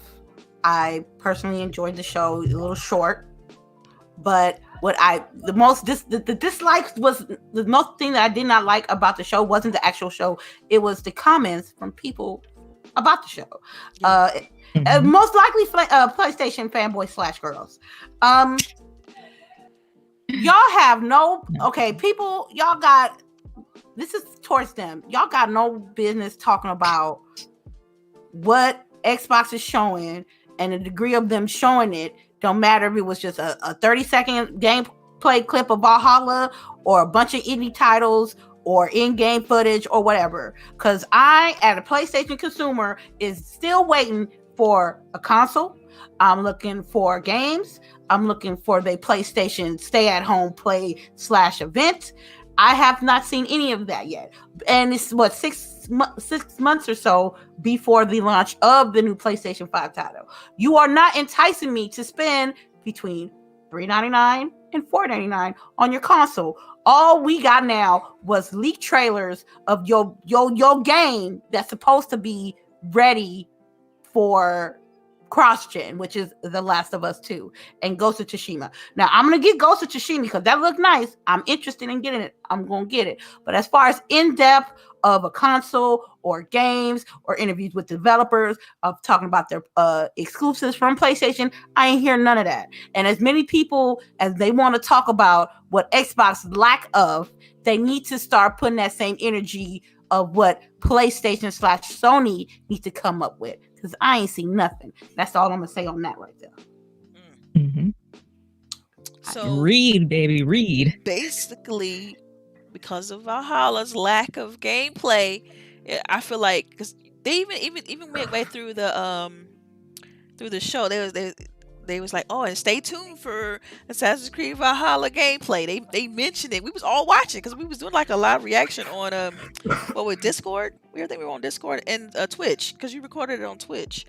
And we was like, oh yeah, that's right. They still supposed to have Assassin's Creed at the end, right? And when that came up, it's like 2 minutes and it was over. That it? Yeah, like the show's over. That's it. You know. Even I was surprised. I was surprised by that. I'm like, wow, I was suspecting this. Like, because even when they had Origins, when Ubisoft showcased Origins prior to release, because this was the first time they were revamping the Assassin's Creed franchise. It's like they did a deep dive on it. Like they showed you, like the gameplay, the weapons, what it looks like when you switch into like the bow combat, stuff like that, and it was really well done. So I guess, I know that people wanted that sort of detail with Valhalla, and we just, as gamers, we just didn't get that. So, and it hurt Microsoft's entire show. Go ahead. Oh god, yeah.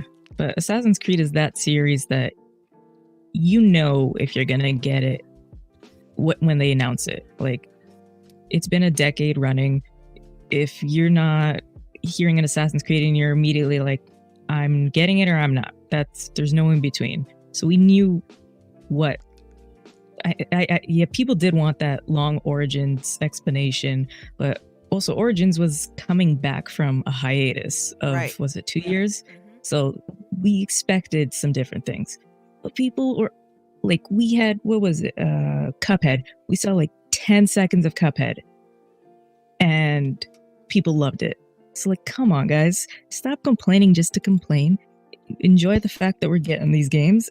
Shut up, play some video games, and just enjoy that we have the means to still do this while we're all in pandemic mode. Come on, guys. Shut up. Basically. Exactly. Yeah. I feel like we've said this, but that doesn't work. Yeah. You said it a lot. As a master Assassin's Creed fan, I was not disappointed in the trailer because honestly, I personally did not want to see gameplay. I know what Assassin's Creed is. Like TheFloorHugger said, either you gonna get the game or not. I just want a date and that's it. I'm gonna get the game. So do you think that's why Ubisoft didn't show too much? It's like, you know what Assassin's Creed is. We're changing only a few things. Basically, and I don't even know. The only thing I would need to know: can I play as a female? Can I build the village? And I'm set. That's all I want to know. That's it. Yeah, they already said you could do those things. And they already said that when they announced the first trailer. So I'm good. They don't even have to say nothing else about this game except when is it going to get released. And honestly, I don't pre-order. I don't really care as long as it show up in the mail. I'm good. I mean, it's definitely one of those things. It's like you can't do anything new. Assassin's Creed is not that it's old, but when you get a trailer, when you hear a new game launch, you're like, oh, okay, know what it's gonna be. You can't change too much on it. It's Assassin's Creed. Got it. Don't need much more. Give it to me. I want it. Give it to me now. Yeah. There you go.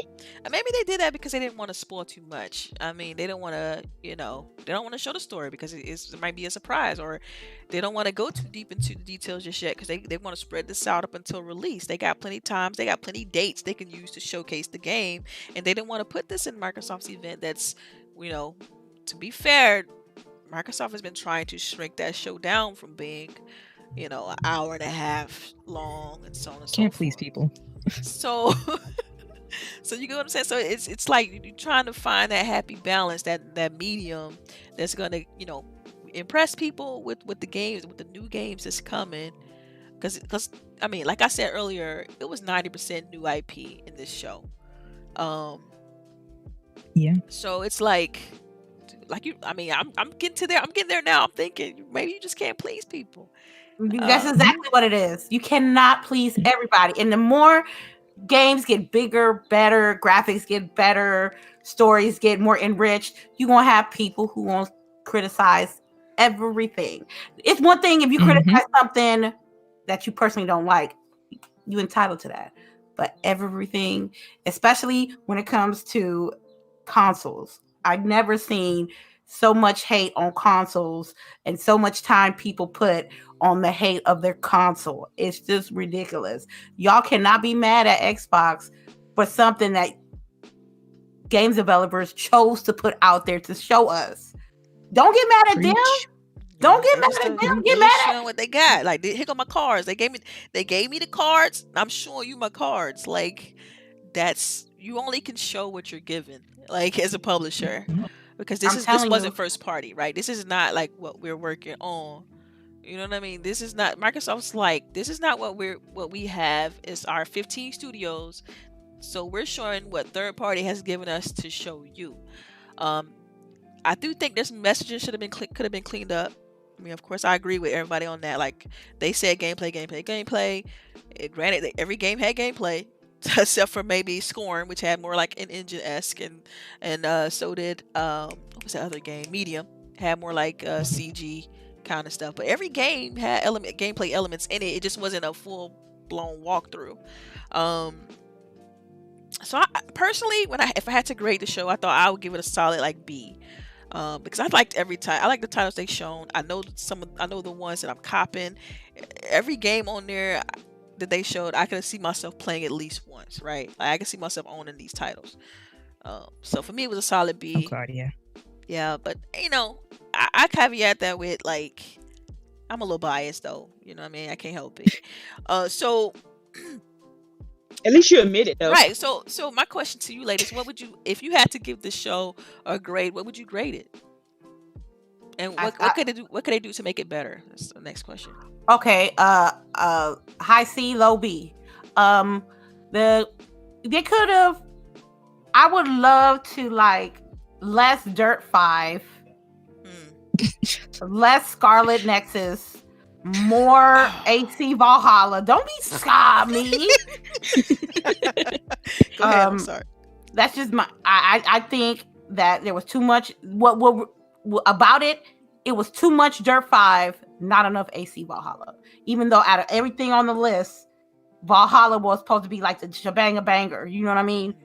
It was supposed to be the shebanga banger. I wanted more. The shebanga banger was supposed to be like the thing that everybody wanted to see. Yeah. Everybody wanted to see the gameplay. It's supposed to be the icing on the cake. It's supposed to be the top. There you go.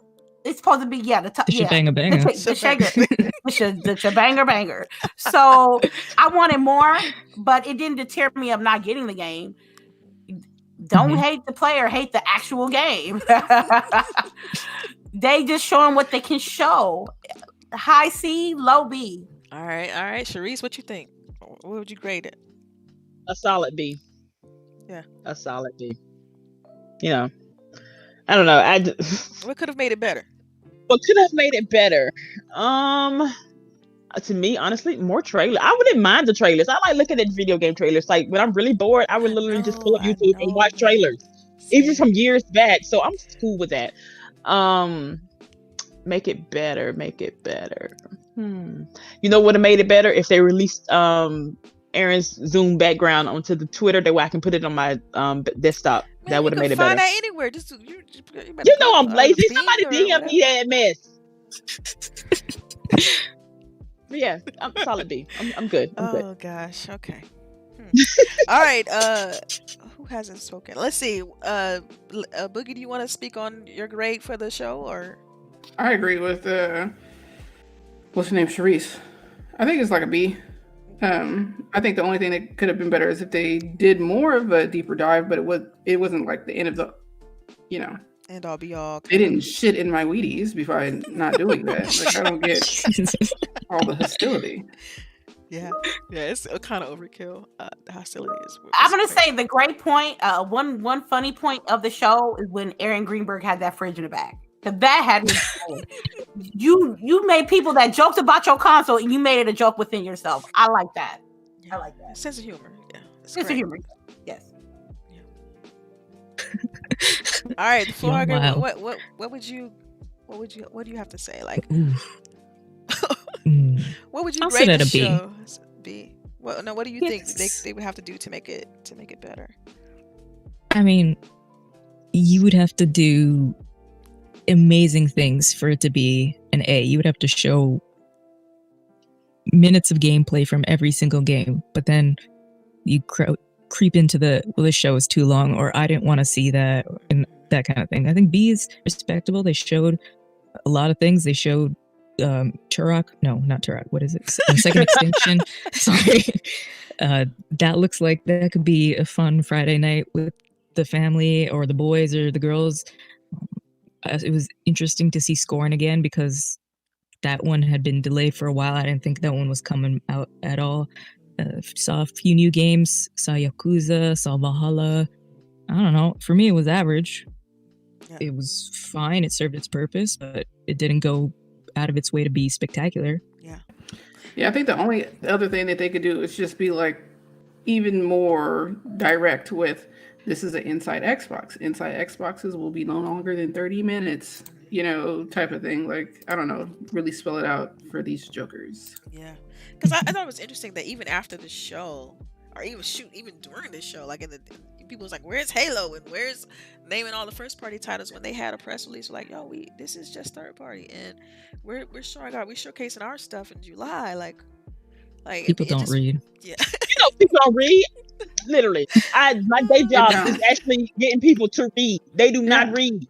People get their news from Facebook rather than listening to the news or reading the news. So I also found it interesting that Jeff Keighley even said that. That's the first thing he said. He was like, I don't understand why. Hey, Delilah, why you even brought this dude up? I swear to God, man. I couldn't help it because it just stood out to me so much that he went and said, yo, they didn't show Halo. That's the first thing he said. Like, bro, because he don't read. But he's supposed to be the industry, like he's the guy, right? Like he's supposed to be. Oh, we doing he's Game Fest, summer game. He's somebody else's industry guy, but not mine. Let's get that correct, okay? Okay, all right. My bad. I'll bring it back. It's like a Vietnam flashback there. Come on. Yes, back in Nam. Like, nope, that ain't it. All right, so nope. Do we have any questions in the chat though? Because this was okay. Time. We got two. We got two. I got two on the round table because they wanted their question to be known before they had to go. So, and I can take a look over here. CHAREECE, can you take care of those two questions on the round table, please? Yes, ma'am. Pulling it up real quick. All right. First one is from Others Inc. Question: since Ghost of Tsushima is up for Game of the Year for showing no gameplay, why is everyone tripping on the Xbox show? Dude, I think we answered this. He throwing some shade on that question. Okay, who said it was gonna be Game of the Year? You know it's gonna be Game of the Year. No, but wait. See, that's the thing. That's who said. It's all about who said it. Who said it? I don't know that part. He didn't say that part. I think he's already left because he was cutting grass earlier. Okay, no problem. Okay. Make sure you hydrate while you out there cutting grass, dude.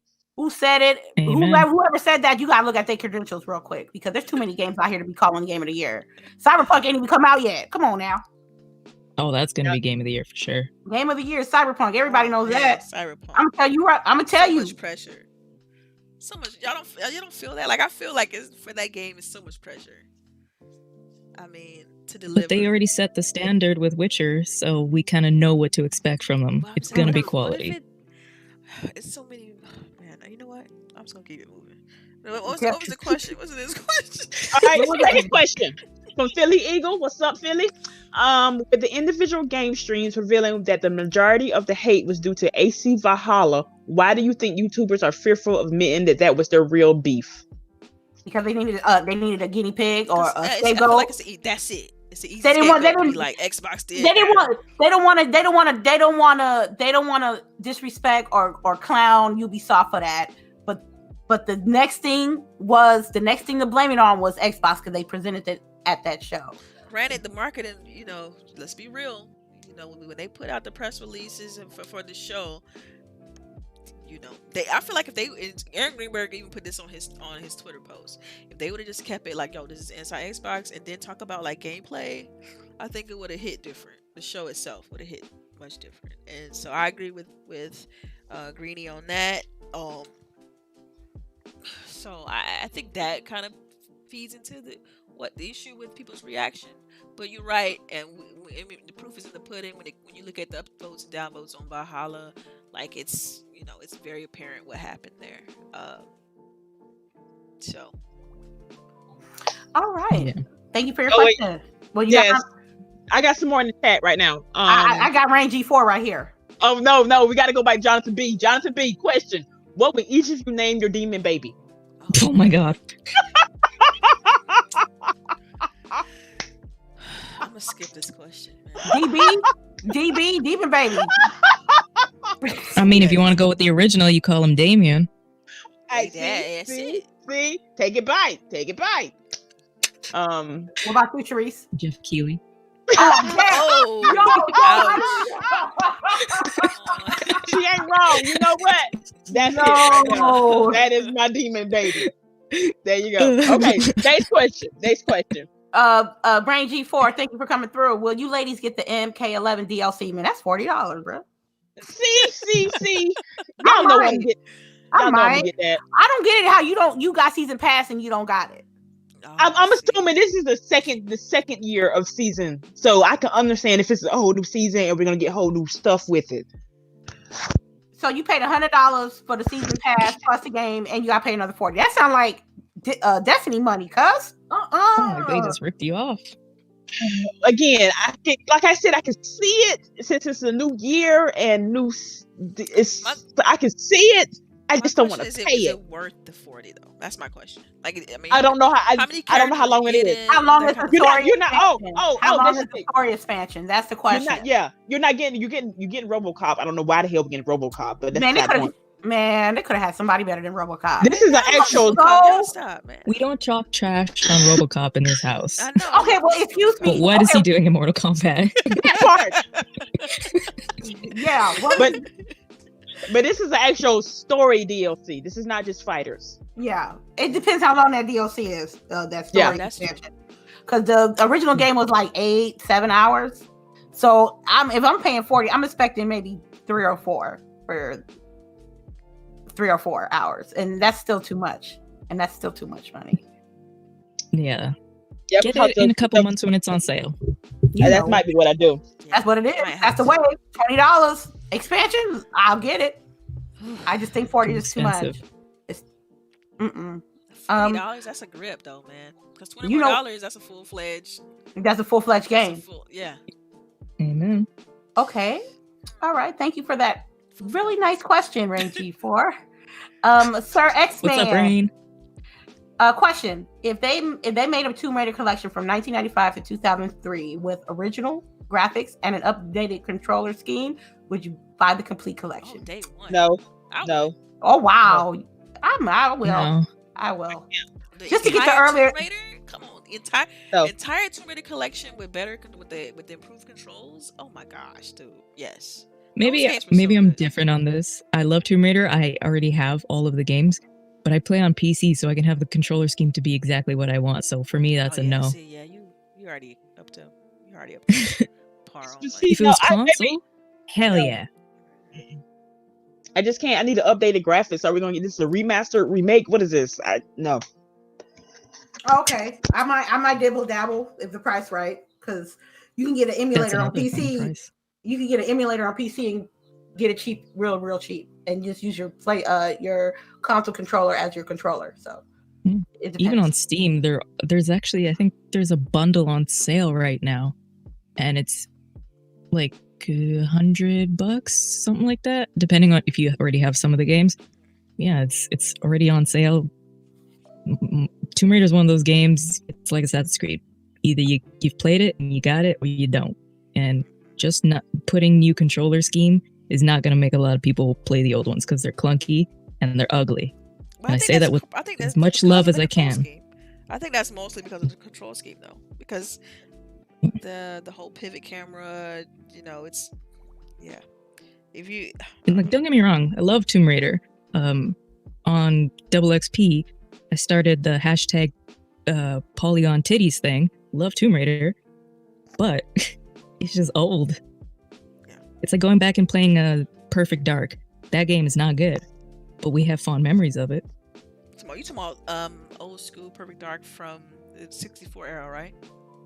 64 era with the weird aliens, and the story gets weirder as you go. Yeah, you can. That game's on the whole Rare Replay thing on Xbox right now too. Yeah, so yeah. All right, any other questions? We have any other questions? I got it. Tao Zuchi. Man, okay. You are butchering that, but it's all good. Tao. We just gonna call you Tao. Okay. What's up? A question. Do you ladies wonder why online 4-player co-op has been abandoned by most games that would strive, i.e. Streets of Rage, Gears, and online co-op games? I mean, I think it's a money thing.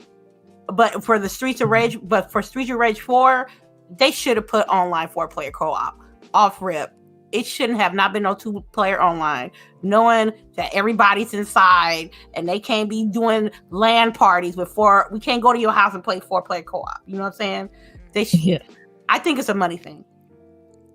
Wow, I don't know. I feel like it's more of they've done statistics on this and they realize that, it's not too many people that play games like that, and so they don't have to, spend resources on making sure that elements of the game is in place, because they get statistics on all this stuff, man. Like, do people really play 4-player co-op games? Do people?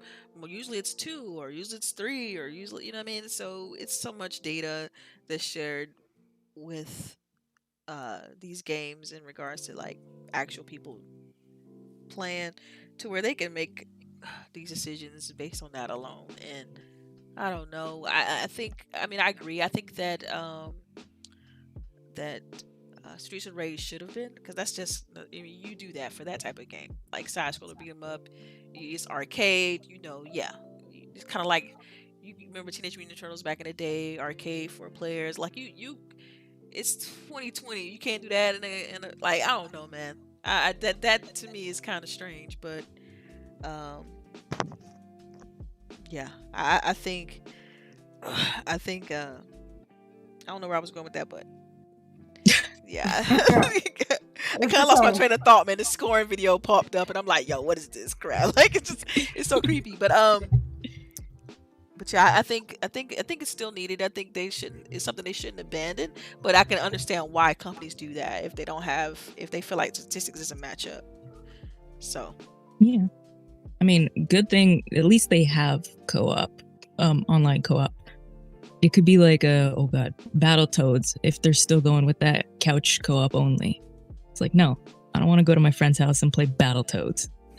I want to go over there and we're going to get turned and then we're going to crap on Jeff Keighley. Like, no. I don't have any other questions. Okay. Let me take one through real quick. While I do that, shout out to Steve Downs for doing that little promo for us. Those had to be approved first before he could actually do the video. For him to do it, I really, really, really, really appreciate it. So shout outs to you. Oh yeah, that was awesome, by the way. Thanks for setting that up. I fangirl so hard over that. I just want you to know that. It made my whole day. All right, I think I got no more questions here on my end. All right, we'll get ready for outros. This show is going mad long, so let's get it. I'll go ahead and do mine. You guys know you can find me on Twitter, DELILAH_HD. Thanks to TheFloorHugger for joining us this Saturday. It was awesome having you on, and we appreciate your insight on these games in the industry, the whole nine. And thank you. And yeah. Thank you. All right, next person. Go ahead, lady. I want to shout out everybody coming through, showing us love in the chat. You know the best part, bam, bam, bam. You already know.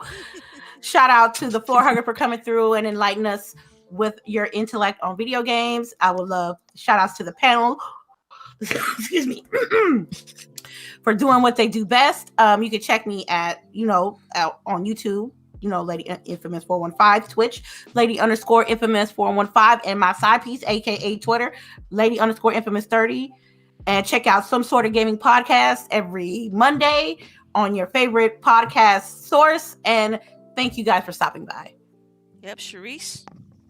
All right, it's your girl CHAREECE here. Thank y'all for coming through. Thank TheFloorHugger for coming through. Has been a blast today. Thank you for the chat. Hope y'all have a good weekend. If y'all working in the fields or whatever, cutting grass, do whatever. Make sure to hydrate. It's hot as hell out here. That Georgia heat. Anyway, Oh LBOOGIE. God.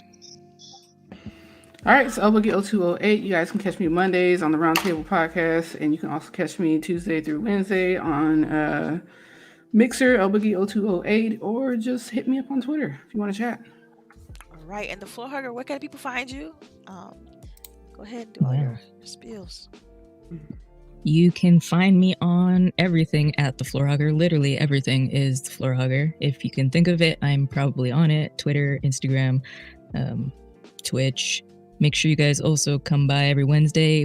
I do the Double XP podcast. We will be announcing something real big here on the 11th. Nice. So I hope you guys follow us and come hang out with us and just have a good time. It was so much fun to be here today. I know I brought down the mood a couple times by dropping some unwanted information, but I'm glad to be I'm here. better. Good. We deal with it. We take it and we run. Yeah. We deal with it. And also, I know you got a Patreon as well, so. Oh yeah, I do have a Patreon. Patrons get to see everything a month early, and you guys get to hang out with me in Discord, listen to my ramblings sometimes at 4 a.m, but that's okay. This panel is amazing. It's the first time I've talked to them. We just kicked it, chopped it up. It was hella fun, and I just, you guys are amazing. Thank you for having me. All right, and we'll catch everybody later. Have a good week. Have a good week, and